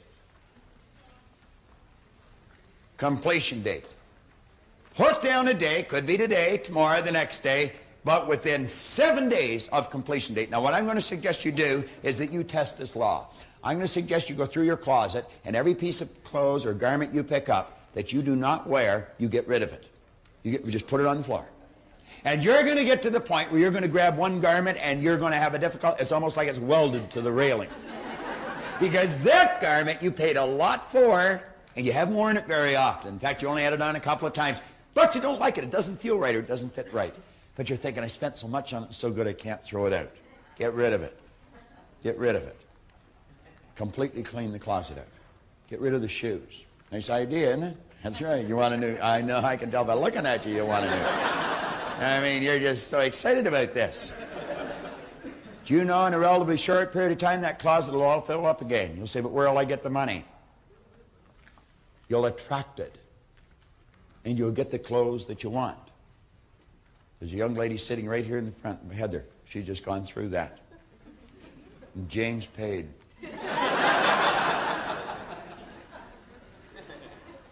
And then I want you to think of the other areas in your life that you want to get rid of things, different rooms. Some of you have a sofa you don't like. Get rid of it. Some of you have an automobile that you can't stand. Get rid of it. You won't walk for long. Now on page 70, I want to suggest that you stop and think of some of the ideas that you had locked into your mind when you started to listen to this. I want you to write them down, and on the opposite page, write down the new idea that now you accept as the truth. Make up your mind that you are going to create a vacuum by letting go of that old idea and accepting the new idea. You study that vacuum law of prosperity chapter, and study it, and study it, and study it, and I guarantee you your life will be filled with beauty. Create a space for the good that you desire. I was talking to a manager of a sales operation. He was telling me he wanted more people working in his office. I said, "Do you have an empty desk?" And he said, "No." I said, "You haven't got any space for one." I said, "Create a space for one. Get the desk. Put the phone on it. Put everything there that you need." And I said, "Before long, there'll be somebody behind the desk. And if you doubt me, you try it. If you doubt me, you try it." Now, we're going to bring this thing in for a landing. But before we do, I want to suggest that you watch this at least once a day. You don't have to watch it all, just a little bit. Do you know the beautiful part about this is that I have been recognized around the world as having a lot of information on this one subject. And I get very well rewarded for sharing it. I really do. I don't meet many people that know more about this subject than I do. There are people around, but I don't meet many of them. And when you get to that point, your stock goes up. You know what always amazed me? I've never studied it very much. I've only studied it a little bit, but I studied it a little bit every day for 27, 28 years. And you'd be amazed just how fast it adds up. It's just like the $20 bill, Andy. 20 bucks today. In a short period of time, it's $1.5 million. Put to work properly. You put these tapes to work properly. Every day, just turn them on for a little bit. Turn some of the junk off that you're walking on that box. Most people watch the best of the worst. They just flip around until they get something they can tolerate. You know. Use something that'll really stretch your mind. Well, here we are, coming to the end of the program. The end of the program is actually the beginning of the program. We've pointed out numerous times that repetition is one of the keys to success. As we went through the Born Rich program, John and I made a number of suggestions. We suggested that you make a commitment and you write your commitment out. Put it in writing. We suggested you make a number of affirmations, positive statements from yourself to yourself. I read one time where it said the mark of a superior performer is an individual that can give themselves a command and then follow it. We recommended that you write your goal out, that you relax on page 30 and redefine the goal. See yourself as the person you want to be. Now, number 8 cassette in your program is for you to fill in. You read number 8 cassette, the audio cassette, it says your own narration of your affirmations, commitments, and your goal. Now, do you see, the old conditioning or habit would cause you to just leave that there and not bother putting it on tape. But consider this. You take your voice, it's a voice you trust. Your mind is used to your voice. You write down your affirmations, you write out your commitment, and you write out your goal in the present tense, and put as much feeling as you can as you record it. And you play this cassette every day. I want to suggest that you use this program of yours that you've invested in every day. Get your friends involved in it. Get your family involved in it. And you're going to find that your life will never be the same again. You can have the things you want, all of them, and you will have them by incorporating these messages into your life. Momentarily, I'm going to introduce you to an excellent idea that John and I conceived some time ago, and we will be bringing to your doorstep before too long. It's a magnificent set of books. It's called the Torchbearer Series, and you're going to find that they can help you along with this program. Review the program often. Complete the exercises. Wear it out. You'll be so far ahead. Now sit back, relax, and mentally come back into the seminar as we tie this all up. I used a quotation a little earlier with Paul Hutsey. And I was telling you about these pins, about the torchbearer. John and I are preparing a magnificent idea. This is a leather-bound book with gold edges. It's got the torchbearer logo on it. And on the side here, it's got the torchbearer symbol, As Man Thinketh, by James Allen. Now, that's a bonus book with our series. I know that some of you are going to want these, but you can't have them yet. They're not ready. But when they are, you'll hear about them. And we want to get everybody locked into this idea about being a torchbearer. Let me repeat that quotation again. Roosevelt said, "Only those are fit to live who do not fear to die. And none are fit to die who have shrunk from the joy of life. Both life and death are parts of the same great adventure. All of us who provide service and stand ready for sacrifice are the torchbearers. We run with the torches until we fall, content if we can pass them to the hands of the other runners. If you want to experience real joy in your life, you follow the advice in that quote. Be a torchbearer. Pass on something good. Give up something so you can. And you'll always get more back so you can pass on more of something good." Now, what we've done is create a set of books. And I'm going to get John just to take a second. They're a beautiful set of books, and they're the complete set. They're going to be classics. They're ideas that have been passed down through the ages. We're putting them together. And like I said earlier, we've got license to brag about all this because none of it's ours. It's just something we've collected from some of the greatest authors and the greatest thinkers in the world. There are 12 different subjects. I can get John just to run over each one of them. This is not necessarily in the order of importance, but one of them is called confidence. The entire book is written on one subject, and it's called confidence. You just read them this way. Then there's a book on courage, perhaps one of the most important things. The next book is on decision. In other words, making a decision and how to make or to improve your decision-making ability.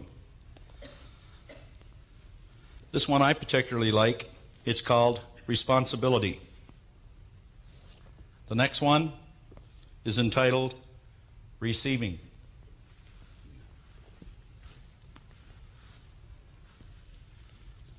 And then the rest, number one, is Giving. I believe Robert just covered that very, very well. Of course, one that I'm sure you'll all identify with is attraction, the law of attraction. Robert?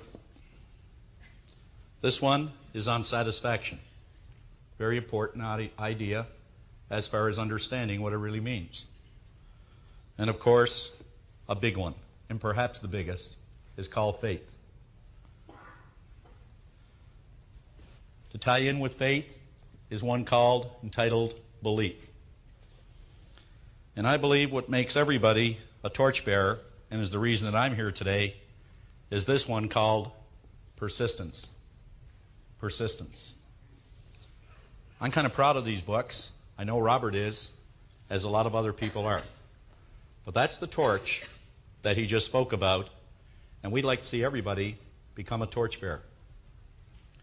Now, I'm going to ask, where is Debbie, Randy, Gina, Shirley, Donna? Do you want to come down here, please?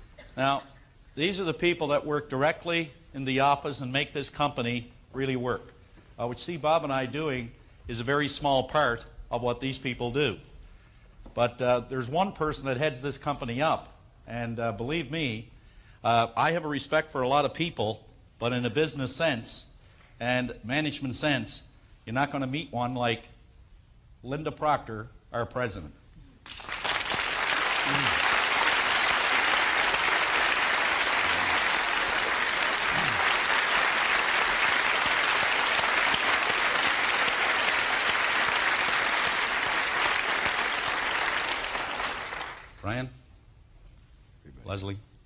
Colleen. Now we'd like the people who really make the company work now. We'd like them all to come down here. These are the people who are out in the ditches, digging the ditches every day, who are out talking to people and dealing with, you could say, our program every day, and who actually make it work and are the ones really responsible for not only you being here, but we being here. And we want to bring all those people down now that work with you and brought you here and that help us so very, very much, that are the most important people in our company. The most important people in our company, with one exception, other than you. Other than you. So we would like them all to come down and to join us on the platform, and I'd like you to give them all a big hand as they come down here.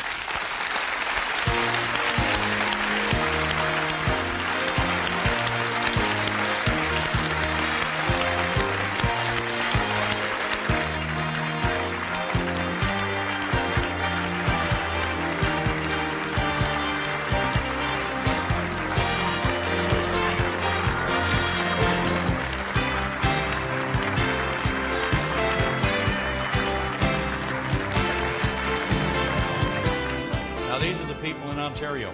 We're right across this country now. So what we would like to do is, Bob is going to wind this up by thanking you so very, very much, and finishing with what this program is really all about in a simple poem. You know, I'd like to add to John's remarks and thank these people, because they are really the ones that support us. They do the hard work. The people, the Marines, the ones that are out on the beach. All these people work with us full time. They're out there and they're giving it everything they've got. There's a number of other people that are not here, unfortunately, today. They're off somewhere else, because we have people in many different areas. But as we bring this in for a landing, what I would like you to do now is focus on yourself. There's a beautiful poem in the book, You Were Born Rich, and it's a poem that I fell in love with many years ago. Leland Val Vanderwall was the first one to share it with me. And in that poem, he said, every single blade of grass and every flake of snow was just a wee bit different. There's no two alike, you know. From something small like grains of sand to each gigantic star, each one was made with this in mind, to be just what they are. How foolish then to imitate, and how useless to pretend, when each one of us comes from a mind whose ideas never end. You know, there'll only be just one of me to show what I can do. And likewise, you should feel very proud that there's only one of you, because that's where it all starts, with you, a wonderful, unlimited human being. I want to thank all the crew that have been here. They've been working diligently now for the 2 days that you've seen them, but they were in here at 6 o'clock on Friday night, and they haven't really stopped since then. I guess they've had a couple of hours off to sleep when we weren't here, but they did a lot of work after we left, and they were certainly working a long time before we arrived. There's a crew out in the truck, and they're monitoring every shot that's being taken. And I'm going to tell you, this is going to be a beautiful set of tapes. I know I'm going to be very proud of them, just as everybody in our company is. I want to thank you very much for coming. I want to thank them for the great job they've done. And I want to thank you for purchasing the tapes, because you're the customer and you're the boss. You're the one that keeps us going in the right direction. Make certain that you use these over and over and over again. Again, thank you very much.